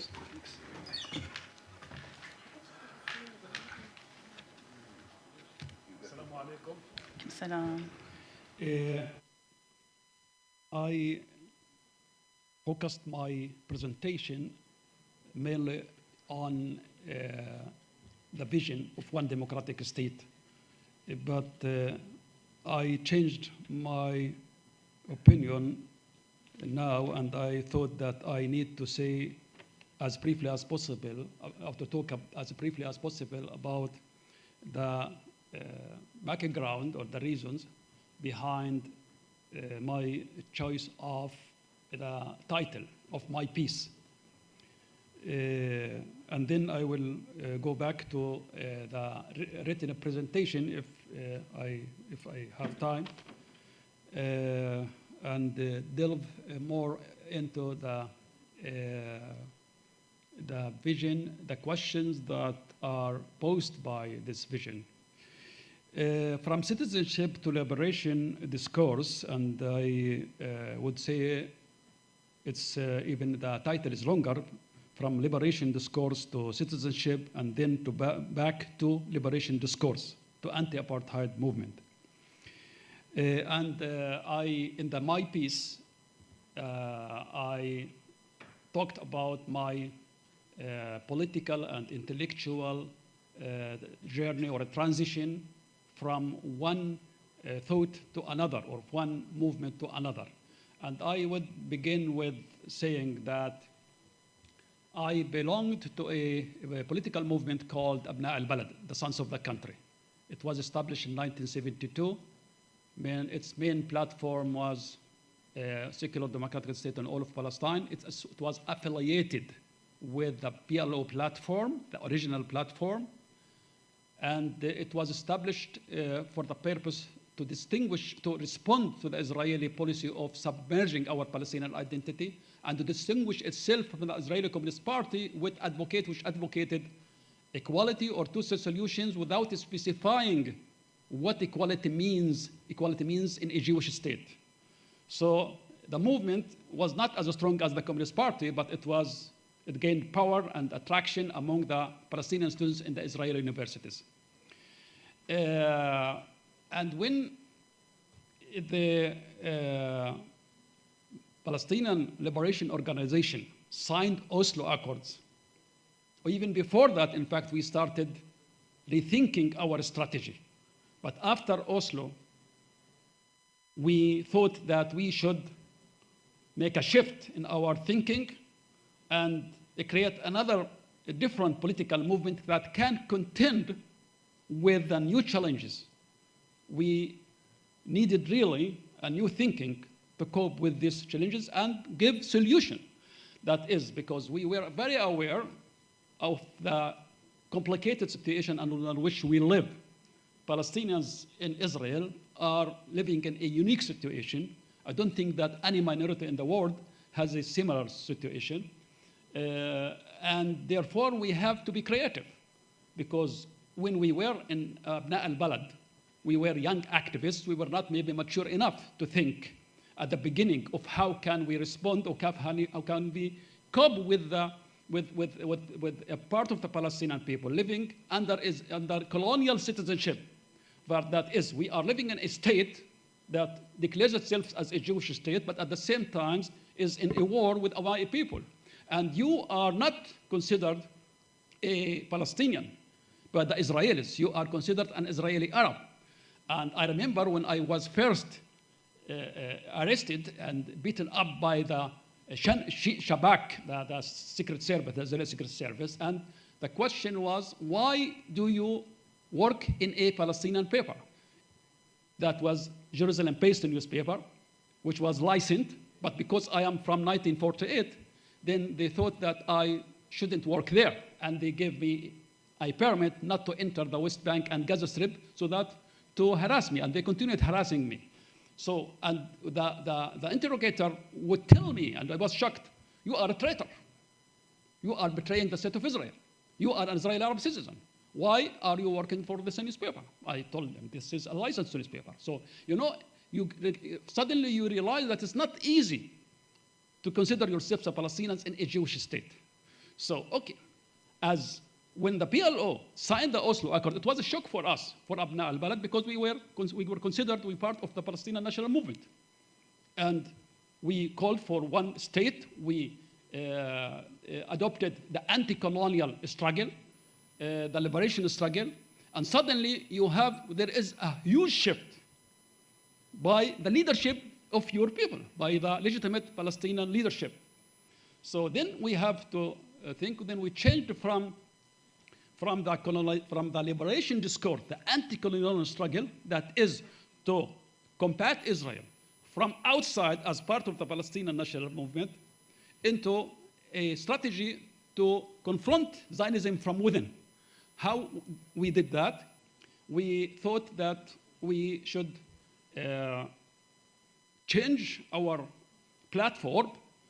Instead of we want to dismantle Israel and openly and establish a Palestinian state on its place, we thought that we should focus on citizenship. That is to take citizenship seriously and turn citizenship as a way of confronting or challenging the Jewish character of the state, because they consider us citizens. So, okay, if we are citizens, then we need equality. We need full equality. We were not naive. We were not naive to believe that Israel would give us equality, because Israel is a Jewish state. It is a state for the Jews in Israel and the Jews for the world. So, and this is the structure, because equality is a structure, as you know.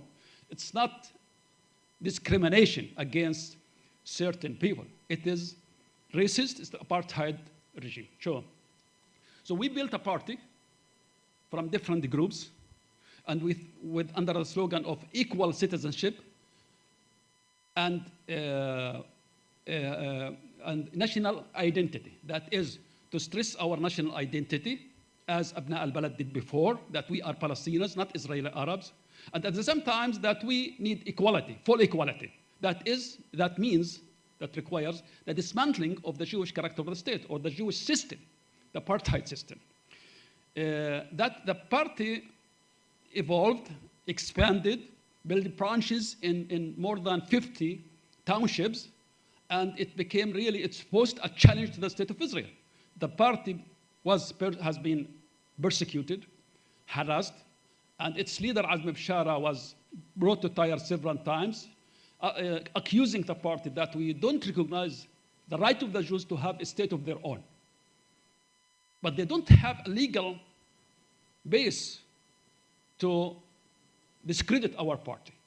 But we were under pressure, under threat, under incitement campaign, extensive incitement campaign all the time. By this confrontation, in fact, we managed to crystallize a broad popular base and become a national movement inside the Green Line. But what happened later is that when Israel continued to go ahead with its repressive policies and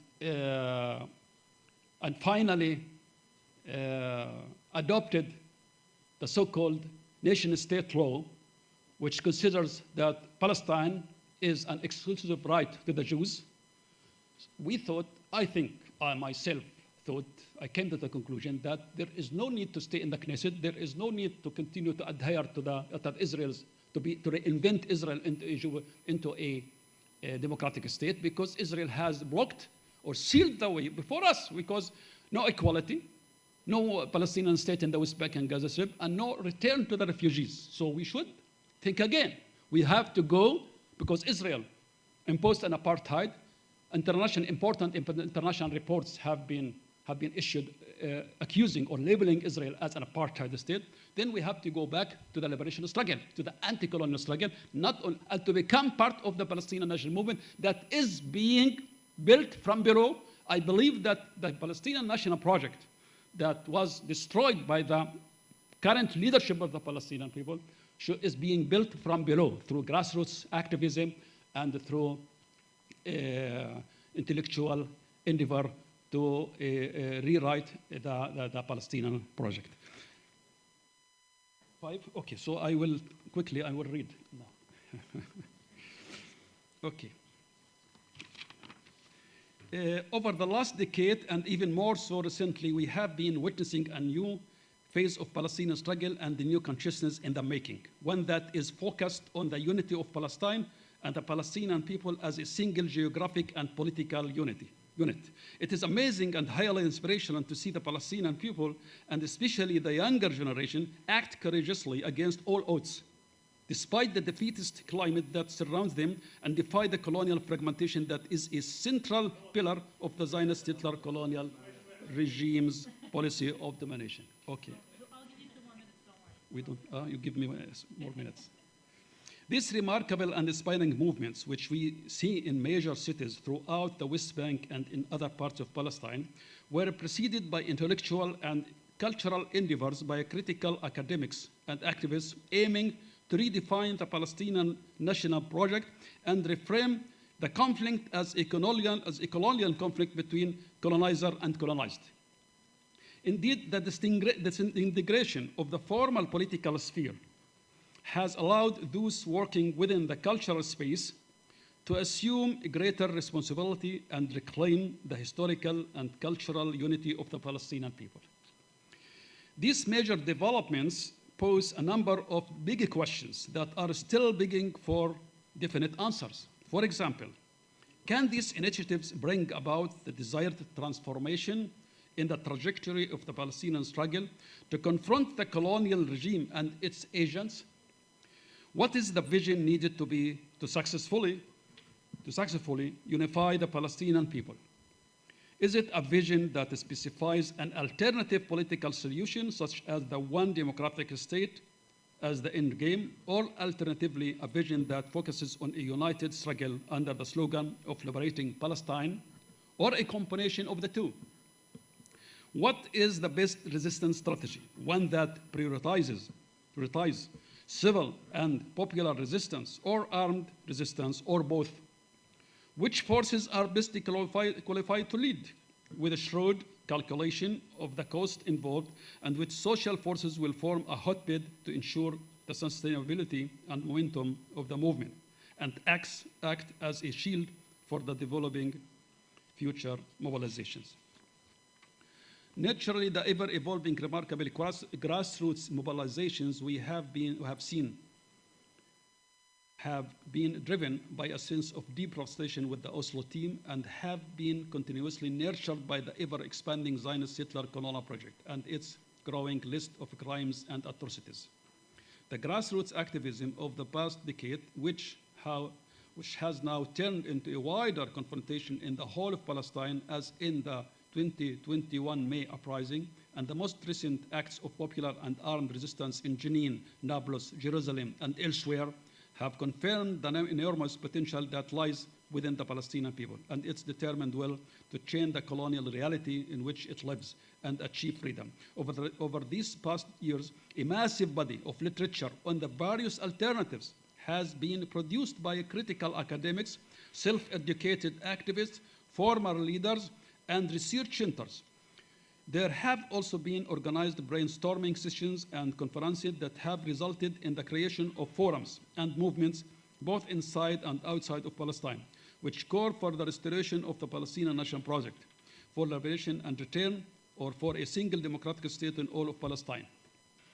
This literature is of high educational significance, and I myself, as someone who is not a political scholar, but rather a person who has spent most of my adult life as a political activist with little time to read, reflect, and write, I'm indebted to its producers or writers for enriching my knowledge and improving my thinking and practice. As the debate taking place between critical intellectuals and activists over the most effective alternatives has progressed and gained momentum, two major approaches have taken shape. The proponents of each approach claim to have the best or most effective means through which to unify the Palestinian people. The first approach aims to replace the two paradigm with a one-state solution based on either the binational model or the liberal democratic model with unitary citizenship. The second approach, it distances itself from models to focus on devising a strategy of resistance to the settler colonial regime, one that can unify the Palestinian people in the entirety of Palestine and the diaspora. I myself, among those who advocate for the idea of putting forth a clear vision and a political program that addresses all aspects of the Palestinian cause: the return of the refugees, the dismantling of the settler colonial apartheid regime, and the privileges granted to Jews, and for its replacement with an egalitarian democratic entity. Unlike the partition paradigm, which divided the Palestinian people and removed the Palestinians in Israel and their relatives in exile from the definition of the Palestinian people and denying them the right to self-determination, the one-state solution restores the main sources of Palestinian strength, the most important of which are national unity and the justness of the united cause, and positions the Palestinian question as a colonial case that has to be resolved.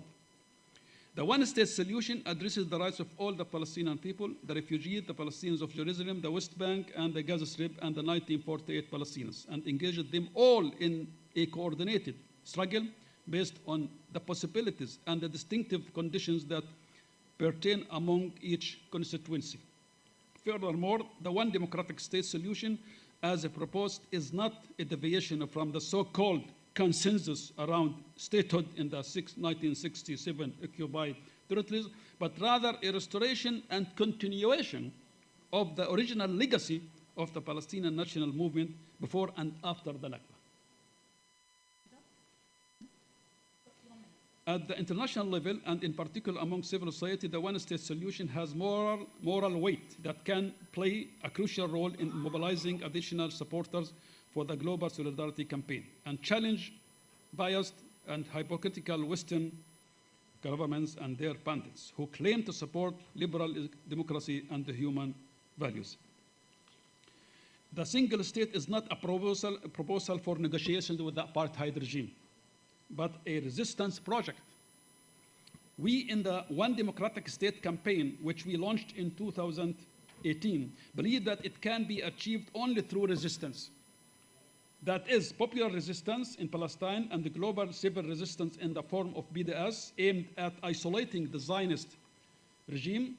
Though the campaign advocates for non-violent resistance, we also acknowledge the difficult living conditions under a brutal and extremely violent apartheid regime that motivate Palestinian individuals and groups in the 1967 occupied territories to resort to other forms of struggle, something that is permitted by the UN.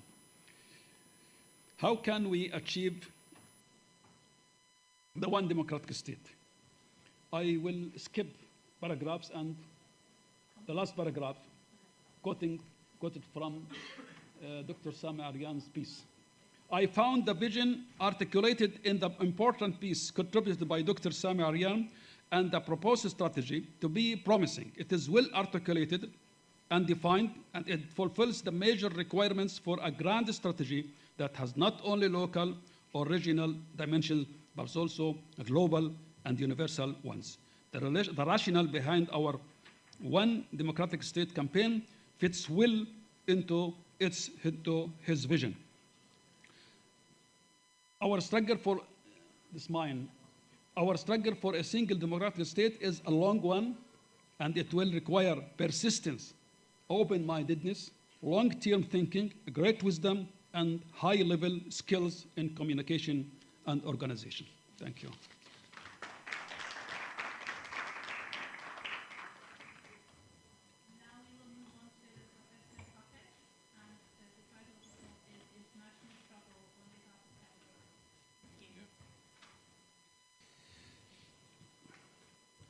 Thank you.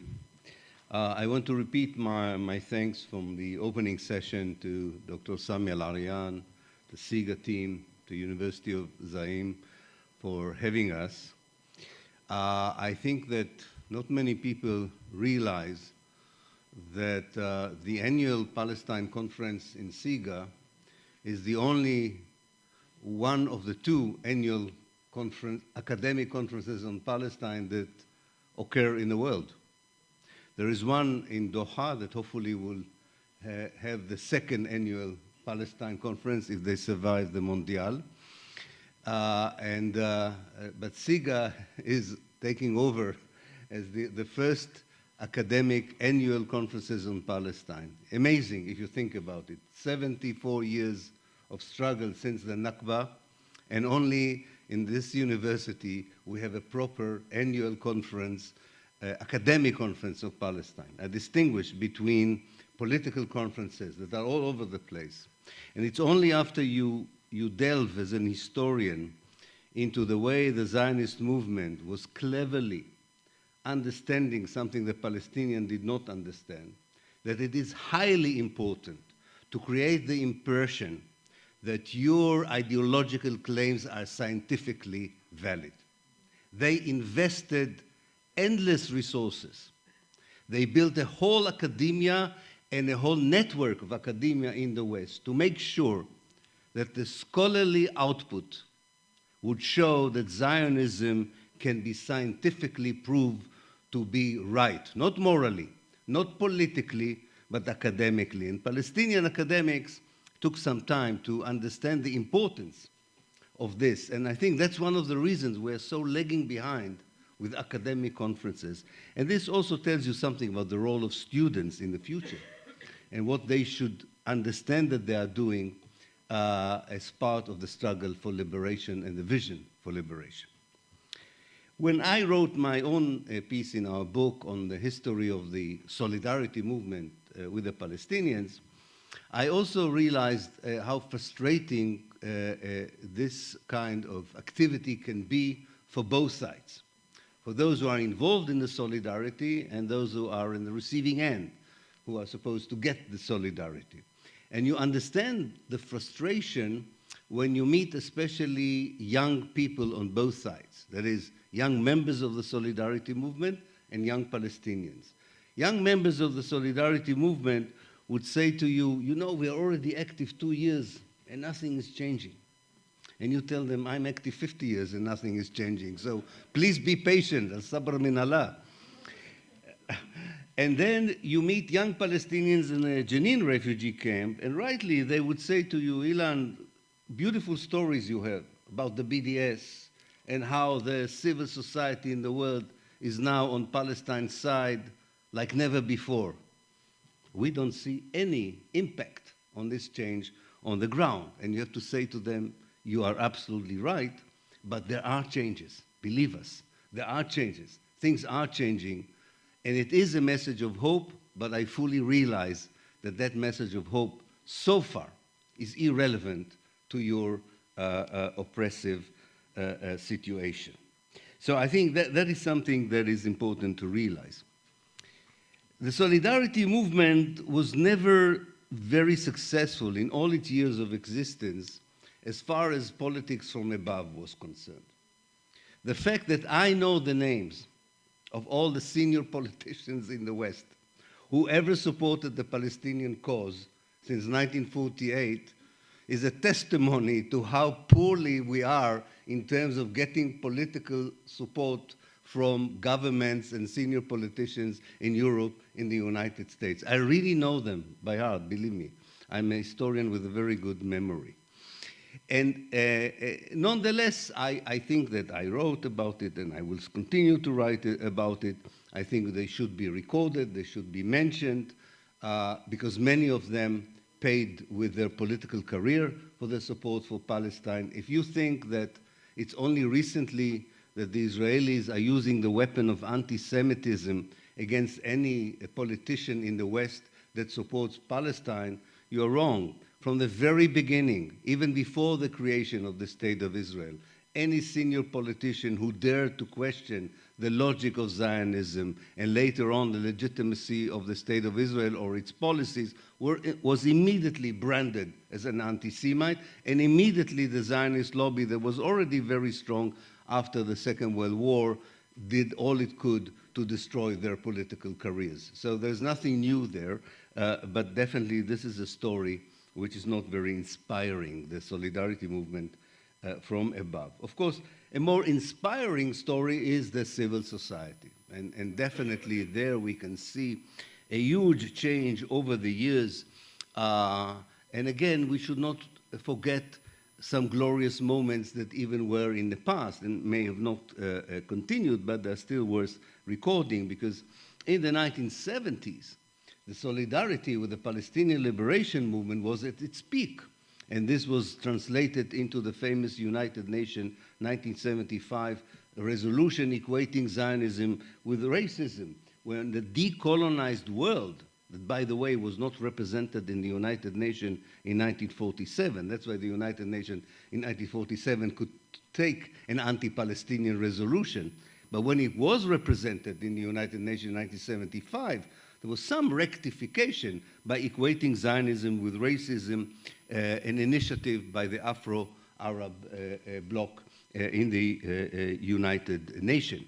And it's still a history that, I have one PhD student working on it, but it's still a history that has to be written, because the documents are now available, about the American effort from 1975 onwards to make sure that this solidarity would be killed in its buds, by intimidation, by economic pressure on African countries, by economic pressure on Asian countries, on the decolonized world.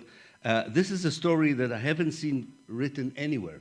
And this is very important because it can easily be documented, how the United States made sure that any solidarity in the 1970s and early 1980s would be seen first as pro-communist, namely as a Soviet propaganda, which it was not, and later, of course, as part of the world terror operation against the United States. There is a tendency to say that the civil society, especially in the West, but not only in the West, became more pro-Palestinian because of a series of events, mostly connected with the brutality of Israeli assaults on the Palestinians.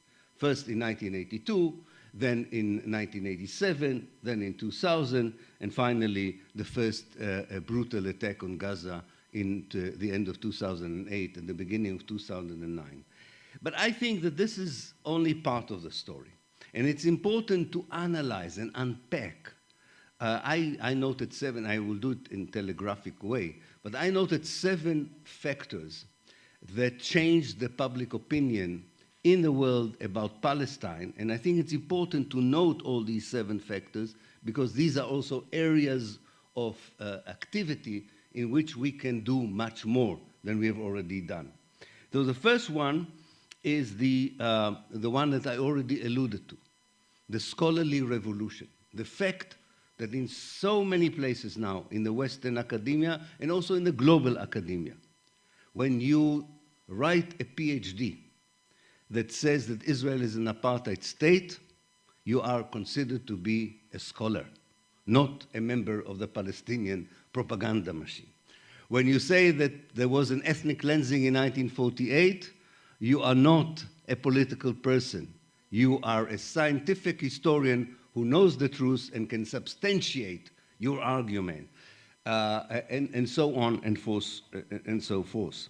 The second factor is the alternative media. And we heard a little bit about its deficiencies and its positive side. But undoubtedly, the alternative media enabled us to create an antidote to the fact that the mainstream media, until today, in the West in particular, but not only in the West, refuses to give a genuine space for the Palestinian voice and still behaves as if it can easily be intimidated by the Israeli propaganda machine. The third factor was the idea of the BDS, the boycott, divestment, and sanction. I think that in a moment of confusion for the solidarity movement came a good idea, a very good idea from the Palestinian civil society, how to galvanize the community that is engaged in solidarity with the Palestinian movement and give them something to do which is proactive and has immediate dividends. Because you cannot go to one demonstration after the other, to one workshop after the other, and feel like years after years you are saying the same things and you are pointing to the obvious. I think the BDS created a new mode of action that we know from the history of apartheid South Africa. If it ever will succeed in transforming boycott into sanctions, it would even have a more important historical role to play in the liberation of Palestine. Yeah. The fourth point is the fact that the student communities in campuses around the world understood the power of campus activity. It started with the Israeli Apartheid Week in Canada, and it moved to all over the world.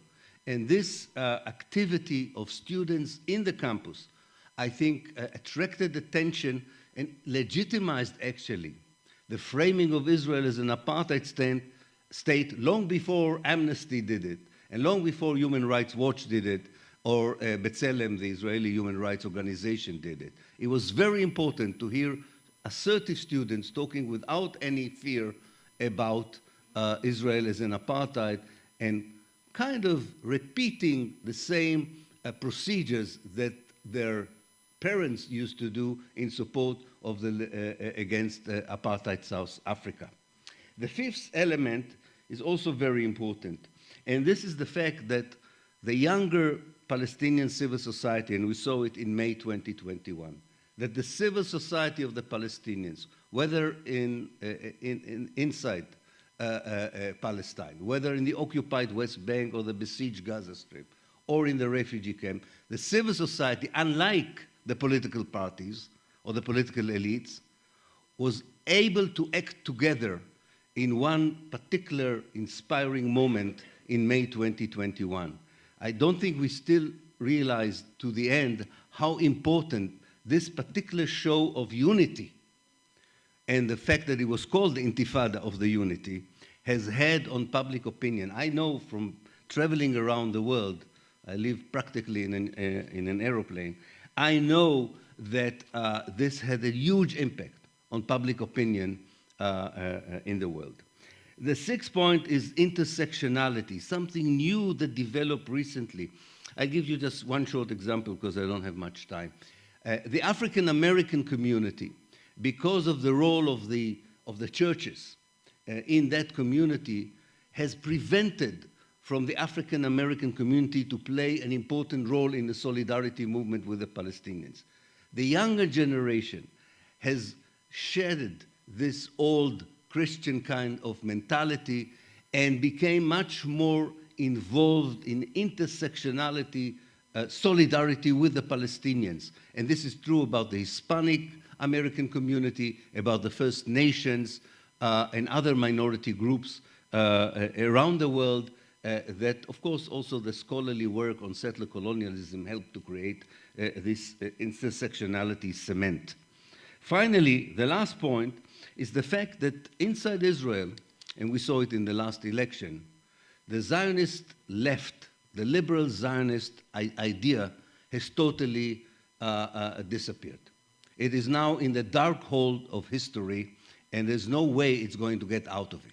It's gone. There isn't such a thing anymore, which is called liberal Zionist or left Zionist. This is so important for the solidarity movement because it created confusion. Any one of us who has been involved, as I have, for so many years with solidarity in Europe especially, in America, would know that people would say to you, yes, but you know there's J Street, and there is Meretz, and there is this liberal Zionist, and you are annoying, we won't invite you because it's much nicer to talk to them and so on. They are gone. They have nothing to say, they have nothing to sell, and this is the clarity, and I think also Haneen talked about it, is so important for us. Finally, the next three, I think, and with this I would end, the next three targets, as I can see it, for the solidarity movement are the following. One is obvious, and I already talked about it. We still need to find a way to make sure that I don't know the names of all the politicians who support the Palestinians in the world. It would be a great day when I would say to you, there are too many, I cannot enumerate them. That would be wonderful. The second point is to move the solidarity movement gravity from America, from the West, to the non-Western world. I mean, you keep walking on eggshells in America and Europe because of the manipulation of the Holocaust memory, because of the weaponization of anti-Semitism. Talk about Palestine in Brazil, talk about Palestine in Argentina, talk about Palestine in Malaysia, talk about Palestine in Indonesia. You don't have to walk on eggshells. You don't have to be afraid of these manipulation. I'm talking to you as someone who lost most of his family in the Holocaust. What they are doing with the Holocaust definition is really a shameful act of abusing the Holocaust memory, not in protecting it. Now, the third and final, I think it's time also for some of us in the solidarity movement to take some lessons of what solidarity means.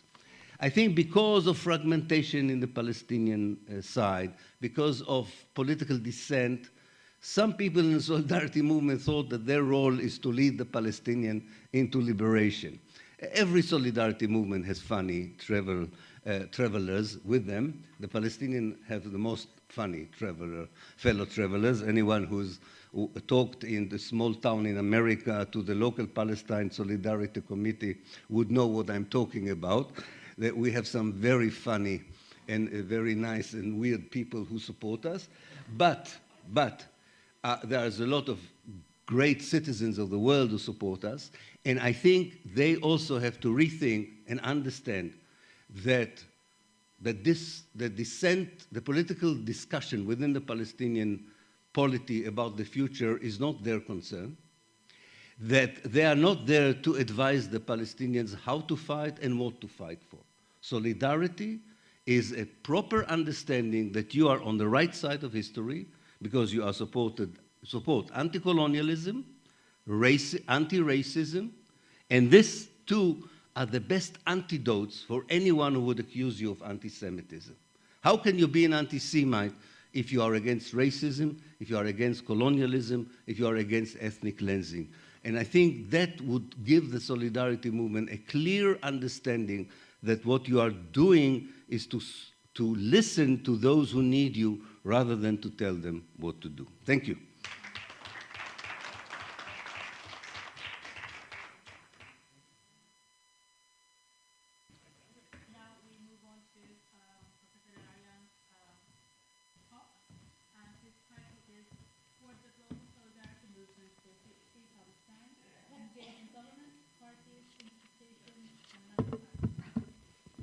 Thank you, Nagihan, and thank you for my colleagues for their presentations. This is the last presentation of today, so I'll try to be brief, even though it's a bit difficult to be brief on this topic. When I got the call or the email from Ramzi, I was very excited because it's something that I have been thinking about for a long time. And I've laid out a vision that I've been working on. My problem was that it was way over in terms of number of words. So I had negotiated with him 8,000 words, even though it was over 16. But when I submitted it, I got a response back, this is not what I wanted. I wanted you to be in the story. So I had to rewrite it and insert how I got to that point, what informed my beliefs, my values, my vision. So there's a lot of course, there's that in every piece, which I appreciated because it wanted also to bring the human side of this. So this piece was written twice. I had also participated before in another book called Being Palestinian, which was edited by Professor Yasser Suleiman from Cambridge University, in which I talked what it means to be Palestinian, basically, which means, if I had to describe myself, it would be somebody, if I had to write memoirs, it would be like no lands man. I was born in Kuwait, lived there 7 years, then I have to leave because I was Palestinian. I lived in Egypt 9 years, and then I had to leave because I was Palestinian. I was denied education. Then I went to America, and I lived there for 40 years, and I still had to leave because I was Palestinian. Now I'm in Turkey, and hopefully I don't have to leave, but this is part of our story. You're denied not only your presence and existence, not only your history and reality and therefore the future, but you're denied in everything. So my piece had to deal with many questions, many, I would say, existential questions about the essence of the conflict, about the philosophical and epistemological background that is needed, not only to understand the conflict, but to move forward. So I talk in the piece about the things that impacted me growing up as Palestinian in the diaspora. I talked about the role of Islam not just as a religious experience, but also as a movement towards social change, towards understanding the world. And I make a comparison between a paradigm where it sees two endpoints of man and universe, and a paradigm where God is also a third index in this, and how political power is understood within these two frameworks. I don't have time to go over this, but I just wanted to bring this as a point of reference, as background. And then I talk about I trace back my understanding of the historical evolution of the Palestinian problem.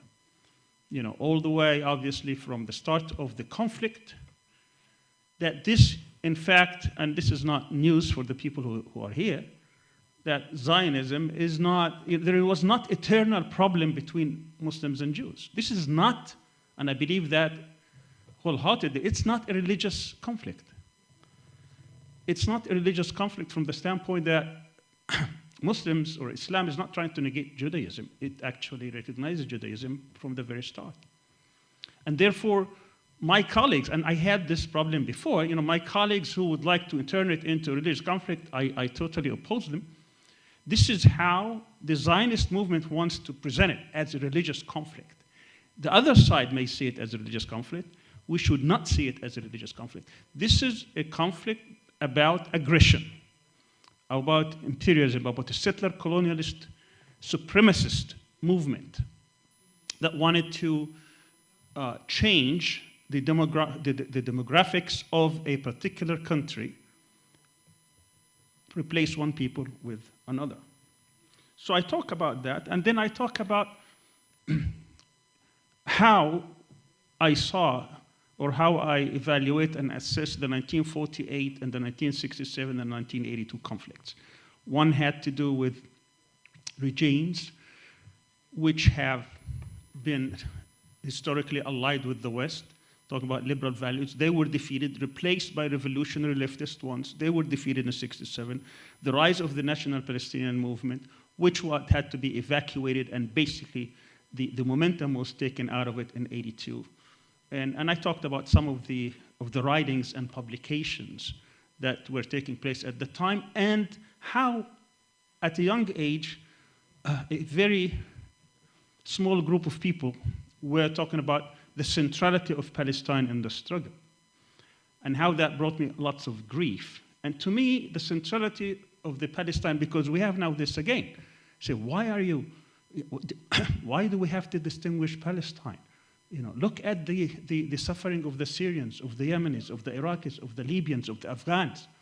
And I keep telling them that the centrality of the Palestinian question has nothing to do actually with Palestinians.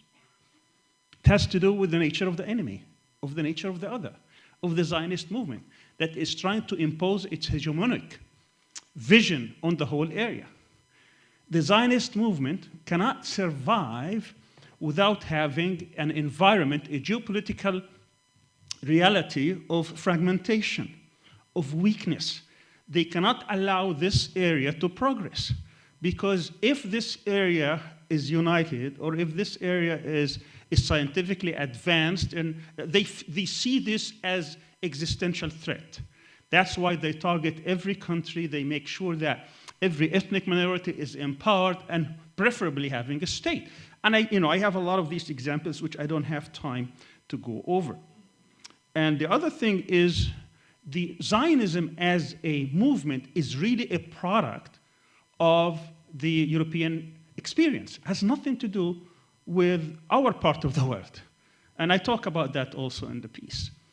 In other words, Zionism is a movement that came out of the racism that existed in the 19th century and beyond. I mean, and this, what they call the Jews of Christendom versus the Jews of Islam, are two different experiences. And therefore, I argue that part of the struggle, not just to regain Palestinian rights, but also to save Judaism. Because Zionism hijacked Judaism. And it's ironic that those who are fighting Zionism today, in essence, they are saving Judaism as a great prophetic and religious tradition that, if left to Zionism, will be decimated, completely decimated. So that's a byproduct of the struggle. I also talk about the one state, two state, all these political projects. And I say, and I argue why this is not viable. Because it does not address the crux of the matter.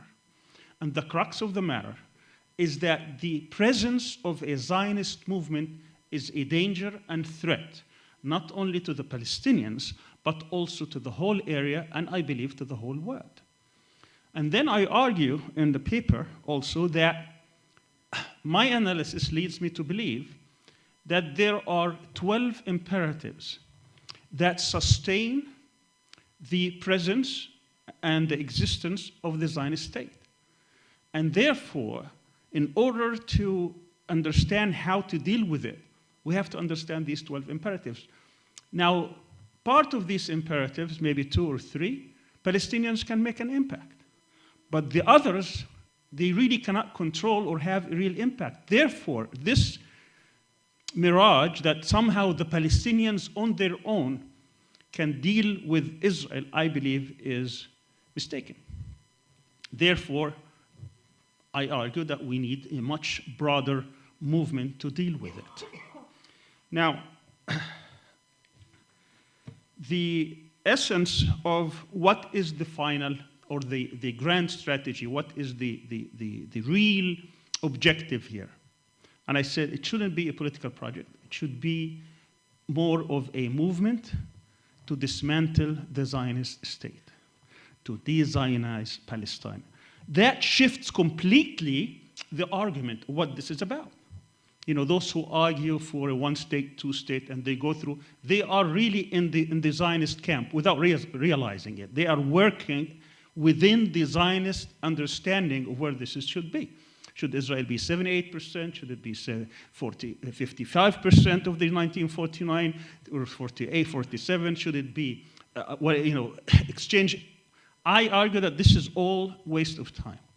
What the struggle should be about, what the ultimate objective should be, to dismantle Zionism, to dismantle the Zionist institutions and its manifestations. Some people would say, this is very difficult. What are you talking about? We cannot even reach one state. And I said, every struggle is difficult. Every struggle has its own challenges. But this is what is going to address the root of the problem. And therefore, I argue in the piece that to do this, we need to establish a solidarity movement that will go beyond what we see simply. So it has to involve governments, it will involve civil society organizations, parties, movements, individuals, what have you. There will be a role for everyone, unlike what exists today. What exists today, people look from afar, this is a Palestinian problem, we'll just give some charity to the Palestinians or let them, or hope that they can do this or that, or maybe even do it militarily, which it's a very small part of the problem. I argue, 5 minutes left? All right, I'll try to be brief. So I argue that this is going to be the establishment of an international movement that will address this idea of dismantling Zionism on all spheres, politically, socially, economically, diplomatically, academically, culturally, sport, media, courts. Every aspect needs to be involved. And this is great because right now people feel that they give a little bit of support, maybe financial support, but they're not part of a movement. Part of a movement different. It's, And then I say there are two missions. Two missions. One is to make sure we support the presence of Palestinians in Palestine, because without them there is no cause. So that takes a lot of efforts to make sure that they stay and that they're not melted and they're not driven away. And the second is to engage the Zionist movement in all spheres, everywhere, geographically, everywhere they exist on all spheres. That engagement is what's going to weaken them. Now, I didn't have time or space to talk about the 12 imperatives. I hope someone's going to ask me so I can't list them. But they exist in a whole, on CIGA website, and CIGA YouTube, I have a whole lecture about these 12 imperatives. So the idea or the vision says that if we deal with these, we need to come up with tactics and strategies and deal with them. Think of a building with 12 columns, and you start hitting these columns, eventually that building would collapse. And that's how we can dismantle Zionism. The Soviet Union, it took about, 40 plus years to be dismantled on its own because of the pressure that it had to face from America and its allies during the period of the Cold War. What I'm saying is that this is doable. It just needs to take determination. First of all, it needs to take vision, then determination and willpower, and then action. When we combine, we have a consensus of vision, consensus of will, consensus of action, you can reach that goal. I hope people get, and I'll try to, with permission from the editors, perhaps to take that chapter, expand on it, and publish it so that people could see that this is not something that is pie in the sky, that this is something that could actually be doable. And the beauty about it, that any person could be part of that struggle. Any person could choose which part they want to be involved in. It involves people in the East, people in the West, people in Palestine, people outside Palestine. It's a global movement and global vision that eventually is going to get the Zionists to think deeply about where they're going to take that project. But finally, let me just say that I also talk about this. It's going to take stages. One of these stages, we're going to have a different geopolitical realities. We had it very briefly in 2012, 2013, but this is going to come back again. We also have huge contradictions within the Zionist state.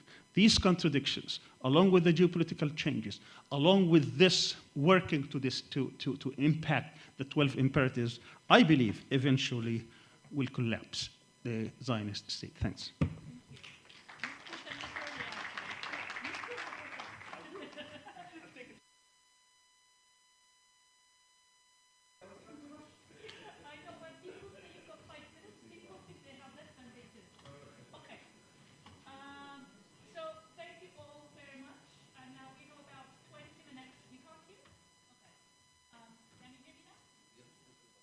Okay, now you can hear me. Yeah, we have about 20 minutes for questions, so please, yeah, I see 2 hands. Maybe we start with the lady here.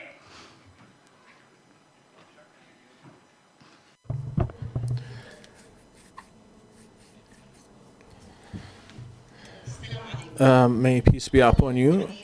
First of all, I consider myself, I was, injusticed because each title has it's a conference, so it will take longer time. Therefore, I propose that we should follow these activities on Zoom and maybe less cost, and everybody can contribute with it. I would like to propose that I'm from Haifa, and also is it possible that I can accept the colonialism that is a Zionist entity, apartheid, that can destroy me and destroy my existence, and he's still there?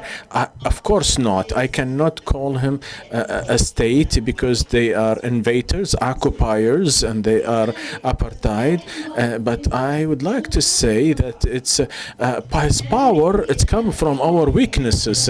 I had a hope in the Knesset that's 15 Palestinians inside the Knesset, and they were able to form not a lobby but a pressure power that the invaders couldn't reject some regulations, especially about the national identity of the Jewish states. So it's demand from us, and the latest elections, it was failed, and it looks like that the Palestinians in 1948 and our factions and our leadership, and I wish that they can come back again to be powerful, that the invaders is about 70 years until now, and even more to dismantle the Palestinian identity, but they couldn't.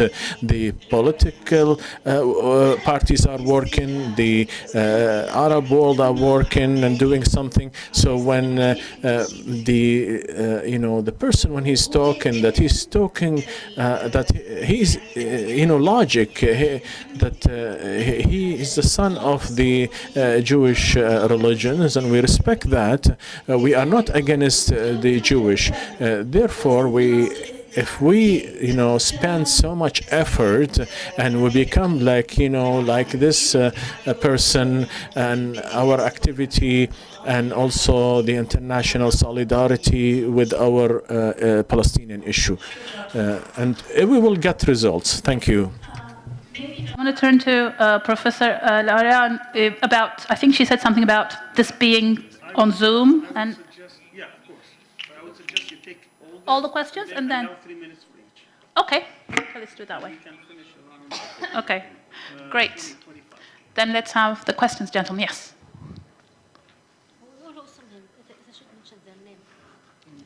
Okay. And the panelists want you to tell us your names. Introduce yourself before. تمام. مأمون أبو جراد.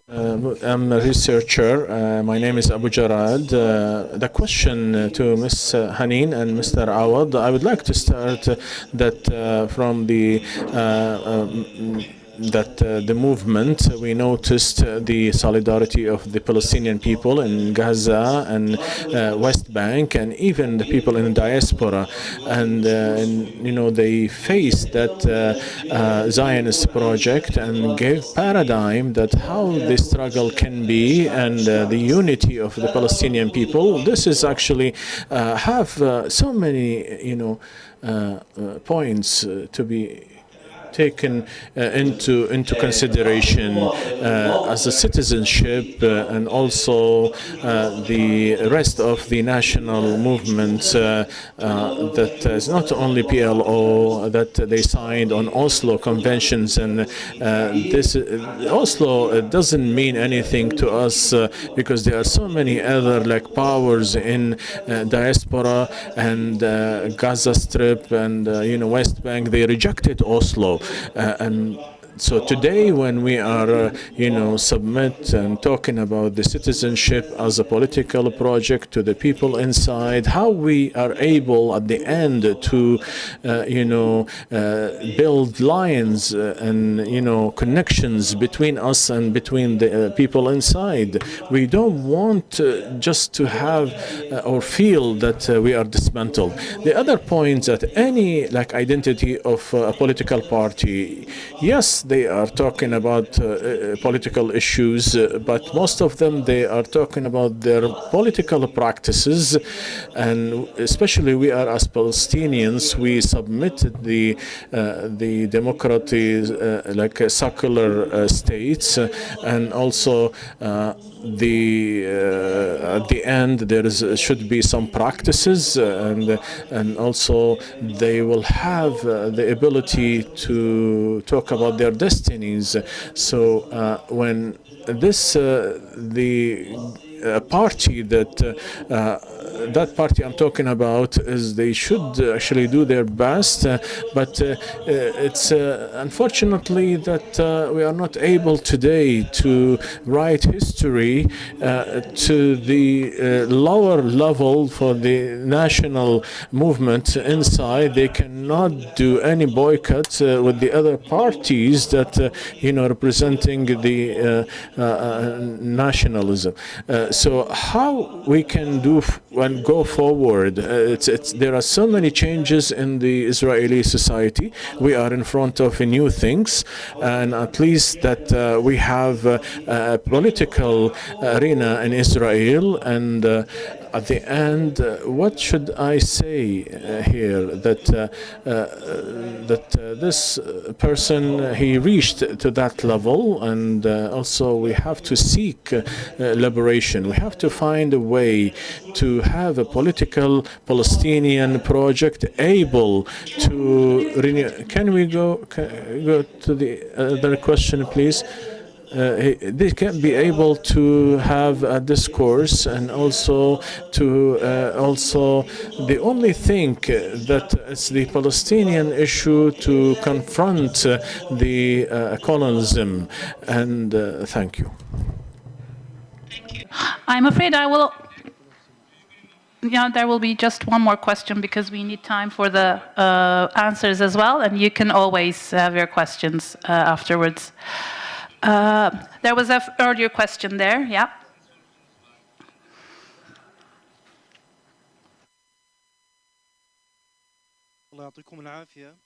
Hello everyone, and God bless you all. I would like to thank this university for the organizers of this conference. Actually, we are what came from the Israeli elections, and what we read now from indifferences of opinions in this meeting, and also some people, they said that the resistance should have this and that, and you know, so many different opinions. So we are, in reality, with the respect to all opinions, we are not against your opinion, and everybody free to say what they want to say. In front of this rightist apartheid government, is not different than other previous governments. They are all, walking on the same road. What it's demanding from, what do you want from us as an activist, as researchers, as a Palestinian nation suffering from this Nakba, from this issue, from this setback, and the people are in the West Bank, they are just facing what the government saying. He cannot even harvesting the olives from the tree, and because it's not safe. Our children in the West Bank are not allowed to be educated. So how we can deal with this apartheid project of Israel? And also we had hope from the leadership of Palestine. This election will have much better justice results from now on. Thank you. I mean, I know there's another question, but we don't have time for it, I'm afraid. You'll have to catch them when they leave the hall, because... But, I mean, okay, I leave it to Professor Al-Arian. Shall we get another question? Okay, we get another question, the last question. Okay. السلام عليكم. معكم جلال خشيب. Jalal Khashib, I'm a researcher internationally and also in CIGA. The studies in this type of subject, especially in this subject, there is an approach called the comparison to study that usually focusing on a similar experience. I noticed there is a missing link here, research in that book. I didn't actually read it from the index, but if there is, for example, one study that can guide us from the other, the experiences, the evaluations, and there is an experience similar to the liberation of Palestine, Algeria. I'm not saying that because I'm Algerian, but in reality, that our grandfathers from Algeria, they, confront the French invasion for long time. There was a complete vision. There was, one people, integrated with the, fighting, and there is citizenship, and the also they confront the invasion of the French. Some people they used weapons, some people they were armed, some people they used religion. It was integrated experience to liberate, for liberation. But I didn't see that in the especially the academic who joined in that book to learn, to especially Dr. Ilan. What he talked about only examples from South Africa, from other society in the United States. Why there is something missing of this type of a study? Maybe we can benefit from it. That's similar, the experience that I just mentioned now. Thank you.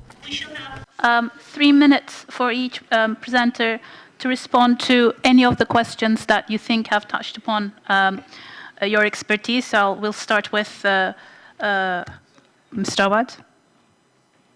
Okay.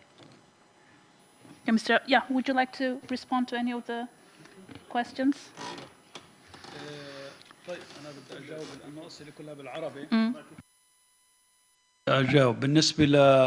According specifically to the question, the more complex question is the main, challenge in front of the Palestinian people. How we can put in the framework all the, public struggles and make it under one umbrella. In the missings of the PLO that was gathering all the Palestinians, and it was was the tool of liberations. But now even we don't have any tools for liberations, and we are under, invasion, occupation, and also there is so many problems. Now the role of 1948, this part of Palestinians, they live in a very complex situation, and they need, a very new techniques, a new method. After Oslo promise, we left alone. Nobody support us, and then we came back to a citizenship that a way to power balance issue in the Palestinian arena, because the leadership of Palestine, they said it's the power in the hand of Israel, so we have to sign this Oslo issue. But we didn't take it into consideration to use it to confront the apartheid system in Israel, and this is what happened. But they discovered that, and when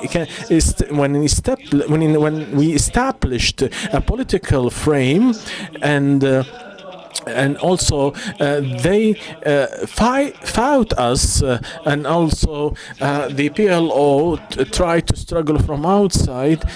We say that the citizenship, I'm talking about myself, I was actually the head of the Al-Tajammu party, and the process of the intellectual journey that we went through is the result of this situation, of this position that people who couldn't live that time cannot understand. And this party of Al-Tajammu, it was a great work, and we actually squeezed Israel in an ideology way, and also this citizenship, equal citizenship, that also talking about Israel, that they cannot consider themselves that they are apartheid, and they just declare themselves, and they say that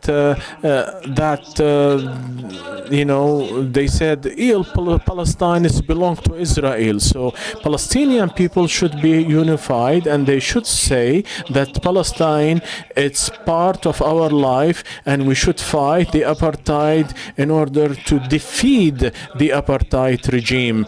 The Palestinian people in the green line, they can play a big role into the Palestinian project. Some people, they said, whoever can lead the one state solution, I don't think that anyone can actually do that, and they can have a big role, central role of the Palestinian, because of the geographical area, and they are inside the bottom of the evil.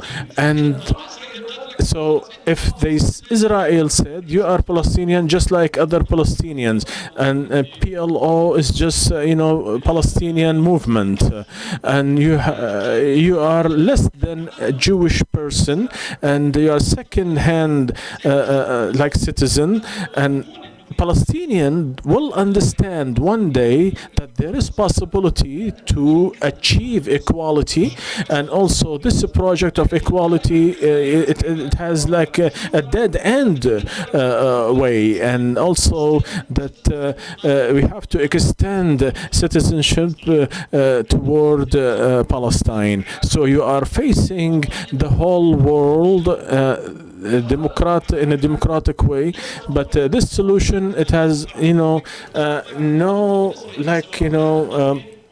discussions. And also the refugees said we need citizenship inside Palestine.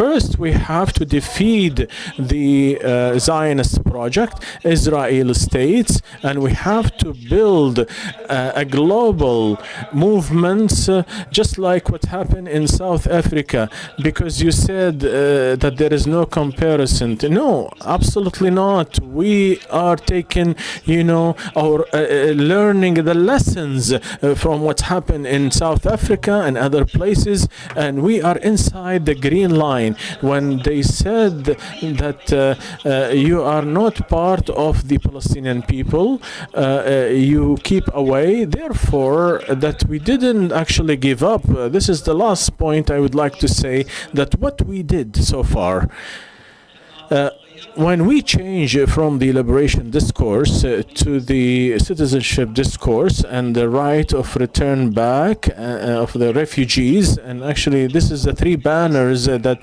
PBS took it from us, this is the three pillars, three important pillars. It came from the party of At-Tajammu'.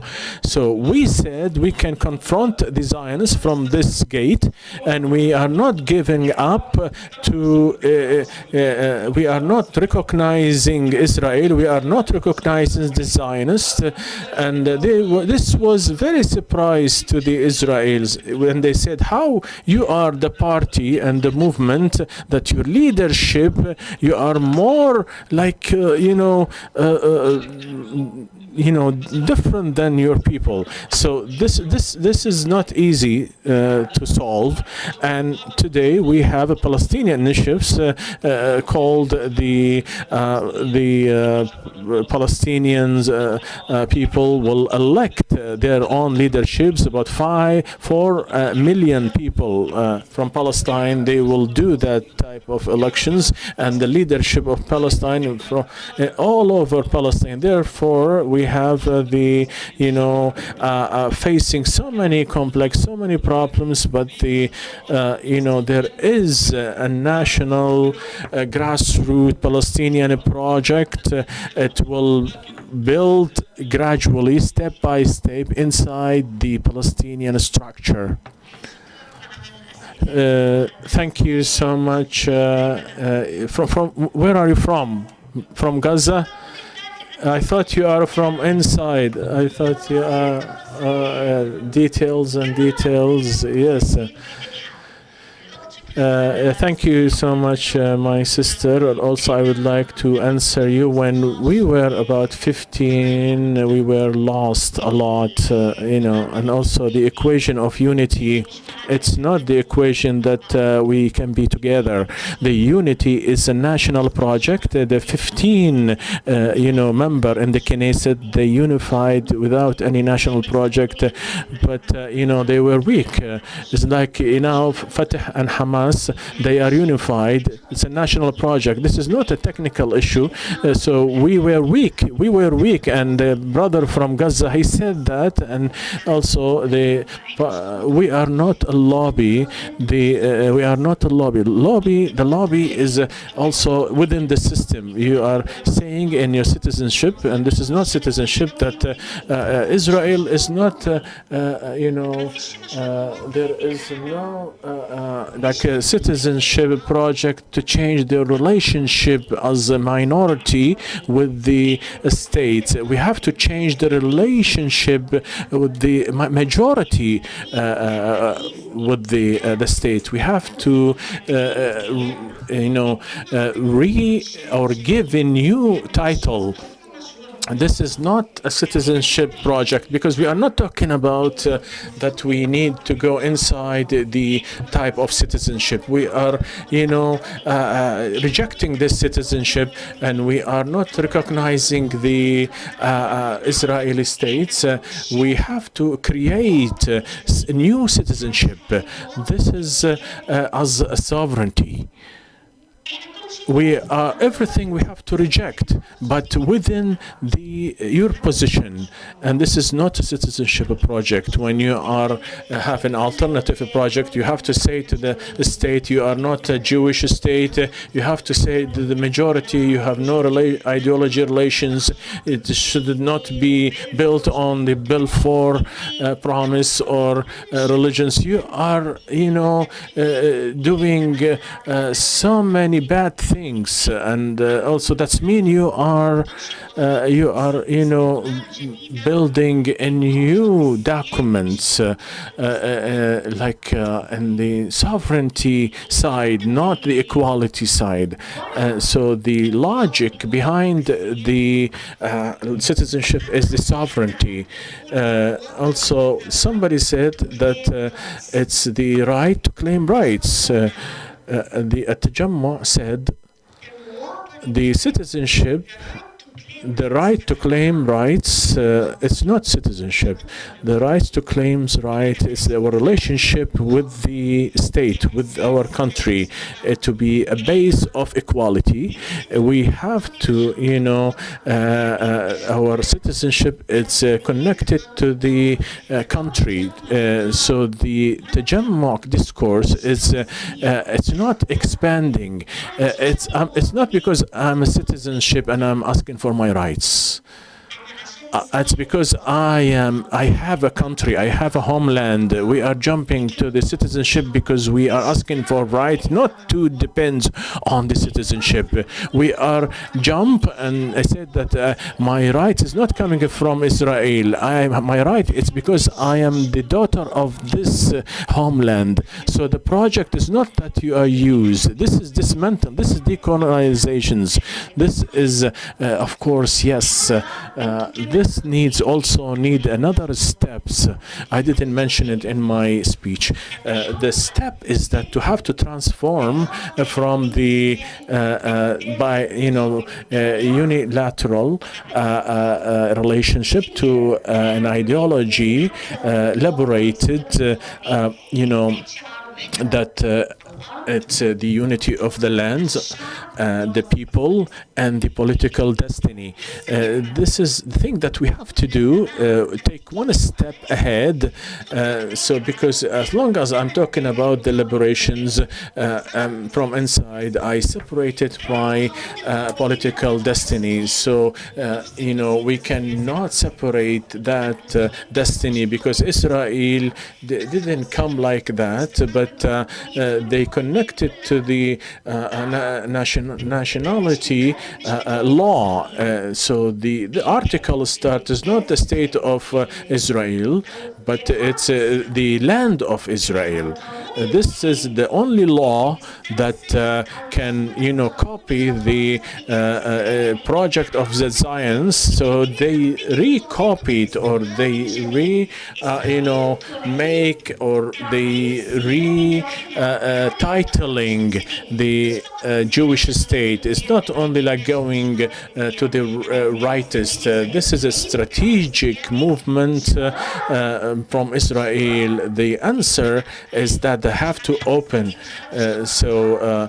Israel and this independence documents, even though if they didn't recognize their borders, but Israel didn't put the green line. But the answer is we have to come and we have to review, to open the green line and say, we said there is no space. We are inside that. I have to talk to Israel and I have to open the borders and talk about part of the nations, and we have to talk all as one nation.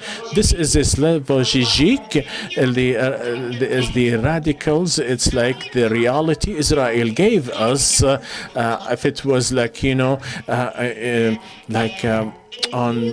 it says that I'm talking about one system, one project. There is no law in the, we are not exist there. So we have to do something. We have to do the liberation project. Therefore, I'm not dismantling. So the resistance is not going to stop, but I'm not the only one going to do liberation. There is no meaning of liberation without to be gathered, to be unity. And also the other things that recommendations, but we won in the election. We won. And I'm sorry that about the recommendation too. A short comment on my friend from Algeria. First of all, in the 1970s, the FLN did inspire the Palestinian liberation movement. It's not as if this was not possible, but I think, and this is where I agree with Sami Al-Arian on this, you cannot compare for one particular reason. The Algerian liberation movement did not face the whole Judeo-Christian world in the project of the French colonialism.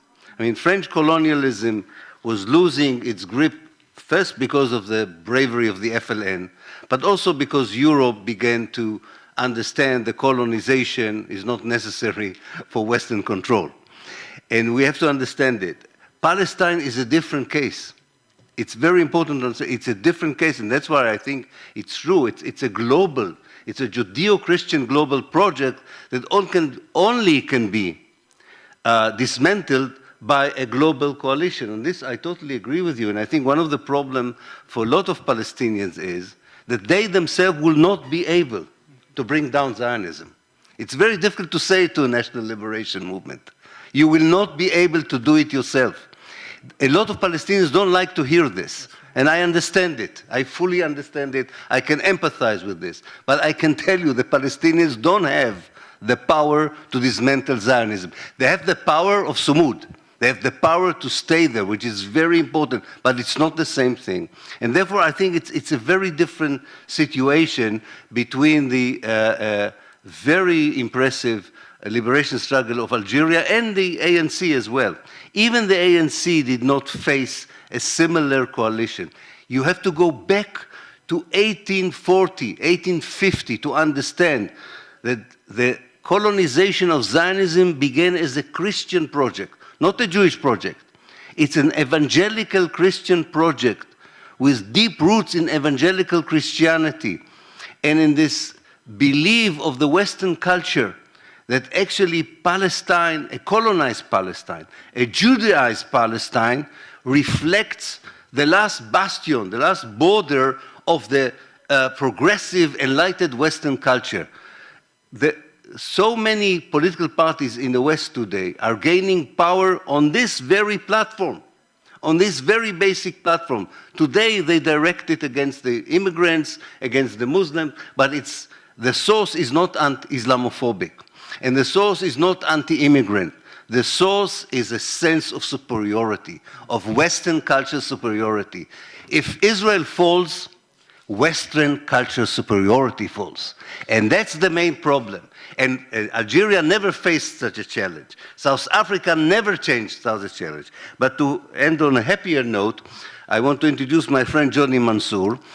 We together write a book about the origins of Palestinian villages. And we found out that 11, am I right? 11 Palestinian villages were built by revolutionary people from Algeria in 1830. They were kicked out by the French. They arrived in Palestine and they built 11 villages, which are not all with us. In fact, most of us are not with us because, maybe because of their Algerian DNA, they fought strongly in the Nakba and they were kicked out. But their internal refugees of these villages are still around, and we are collecting their evidence. And apart from couscous, they also have a strong fighting spirit. So you might be right in the end of the day that Algeria would have even a stronger impact. Thank you. Thank you, Ilan, for this response. Just one additional note. I think there is something to learn from the struggle, but they are not the same. So, and same with the struggle in South Africa. I just want to reiterate that the main impetus of my paper, of my chapter, was that the grand strategy for the struggle for the liberation of Palestine is to dismantle the Zionist project in Palestine, to de-Zionize Palestine. And I also said that the equation is very simple. This struggle cannot be resolved with the Palestinian only, and it cannot be resolved without the Palestinian. So this is the equation. Once we realize this, then we should be thinking beyond that. And as I said, there are 12, in my belief, there are 12 things that are sustaining, 12 imperatives that are sustaining this. And we as Palestinians maybe can affect 2 or 3. That means there are things beyond our control, which needs this building of a global movement. Now, the last question about what should we do, I say we need to strategize, galvanize, organize, mobilize, to engage and act. I mean, it's not that difficult if people realize. Now, when we look at the different things, and I'm going to give an example and maybe end up on that. And the example is Turkey. Here in Turkey, we have thousands and thousands of Palestinians. We have dozens and dozens of organizations. They spend most of their time talking to each other. They don't engage Zionism. Europe, right now, many countries in Europe are not allowing Israeli universities to hold conferences. Yet they find the freedom to do it in Turkey because we're not engaged in that struggle. We're not engaged. Believe it or not, the amount of trade between Turkey and Israel is over $6 billion. If you add up all the Muslim countries, all 56 other Muslim countries, with the exception of the Emiratis in the last year, but all others, as of 2019, they were about 600 million. That's 1/10 what Turkey trades with Israel. And yet, with these thousands, in a very friendly environment, by the way, you're not working in the United States where you have this hostility and these legislations in one after the other. You know, these state legislations, then you have to sign that you cannot support BDS in order to do business with the government. None of that. Yet, no one is really engaged. With the Turkish people really extremely pro-Palestinian. And yet, what are we doing as Palestinians here? Talking to each other. We hold conferences, not academic, we hold conferences just singing and talking to each other. I mean, it's amazing how it's happened, because we are not aware of this, what grand strategy, what engaging Zionism means. That I have to go and roll my sleeves and talk to the business people and tell them why this is wrong. I talked to very, very religious people. I said, why are you doing this? He said, I'm taking money from them. Is that wrong? I said, yes, it's wrong. Yes, it is wrong. And you have to understand the deeper meaning beyond this. See, we're not, again, so this is really need a paradigm shift. What does it mean to engage Zionists? In the United States, there are people there who think that the easiest way to get to power is to befriend Zionists. All right, so we have these different Muslim figures, really very sincere ones, who go and not just they join in groups with religious Jews for the benefit of Islam, you know, against Islamophobia. No, they go with Zionists. So they have to compromise because they think this will give them access to power or somehow they're going to get some benefits. The deep understanding of this is that this should be a red line. See, that's when you have this paradigm shift. When you say, what does it mean to engage against Zionists? That's a red line. I cannot cross that line for any other purpose. That is the real meaning of engaging. That's the real meaning of containing Zionism and fighting against it. But that is going to take some education. And I hope that this conference and others, and this book and others, that we can engage these things.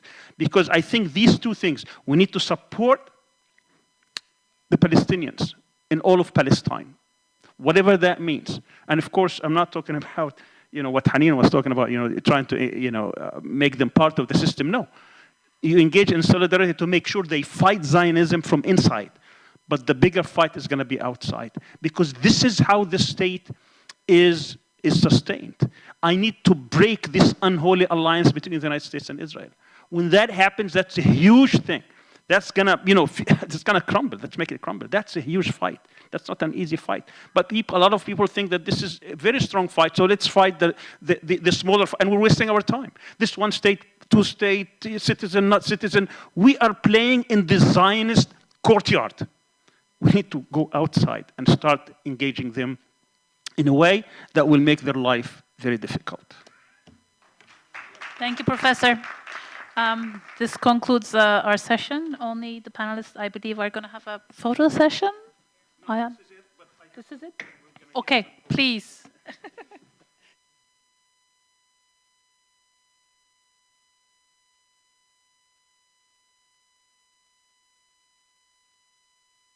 About tomorrow. Tomorrow is the last day. I know it's exhausting, but its benefit. I think a lot of people are benefiting from this. So they will have one session tomorrow, again at 4. That session will have 4 excellent speakers. Johnny is one of them that Professor Ilan Pappé mentioned. But after that, it's going to be a Q&A, an engagement with all 8 speakers who are here in Istanbul. So I hope that you will be there and be ready with your questions, with your comments, and hopefully we're going to get the benefit of this whole book tomorrow afternoon. First, we need to recognize, Haneen.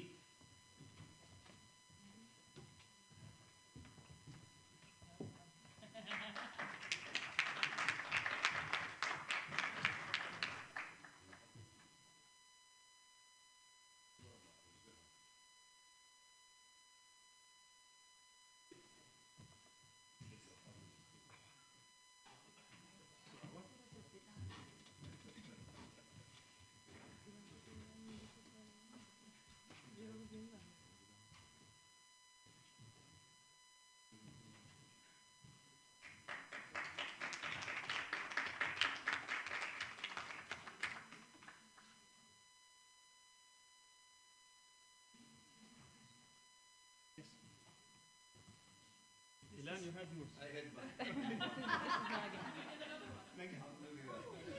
There was no need for that. But you need to come to take a picture. Yeah, picture of it. Yeah.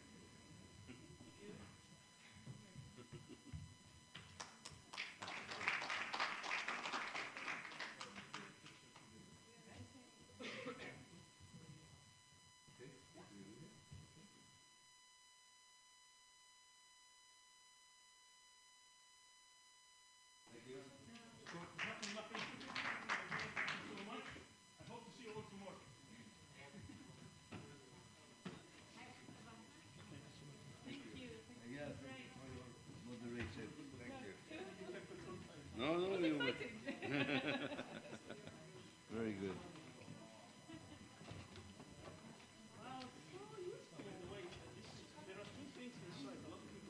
Okay, I'll give you a box.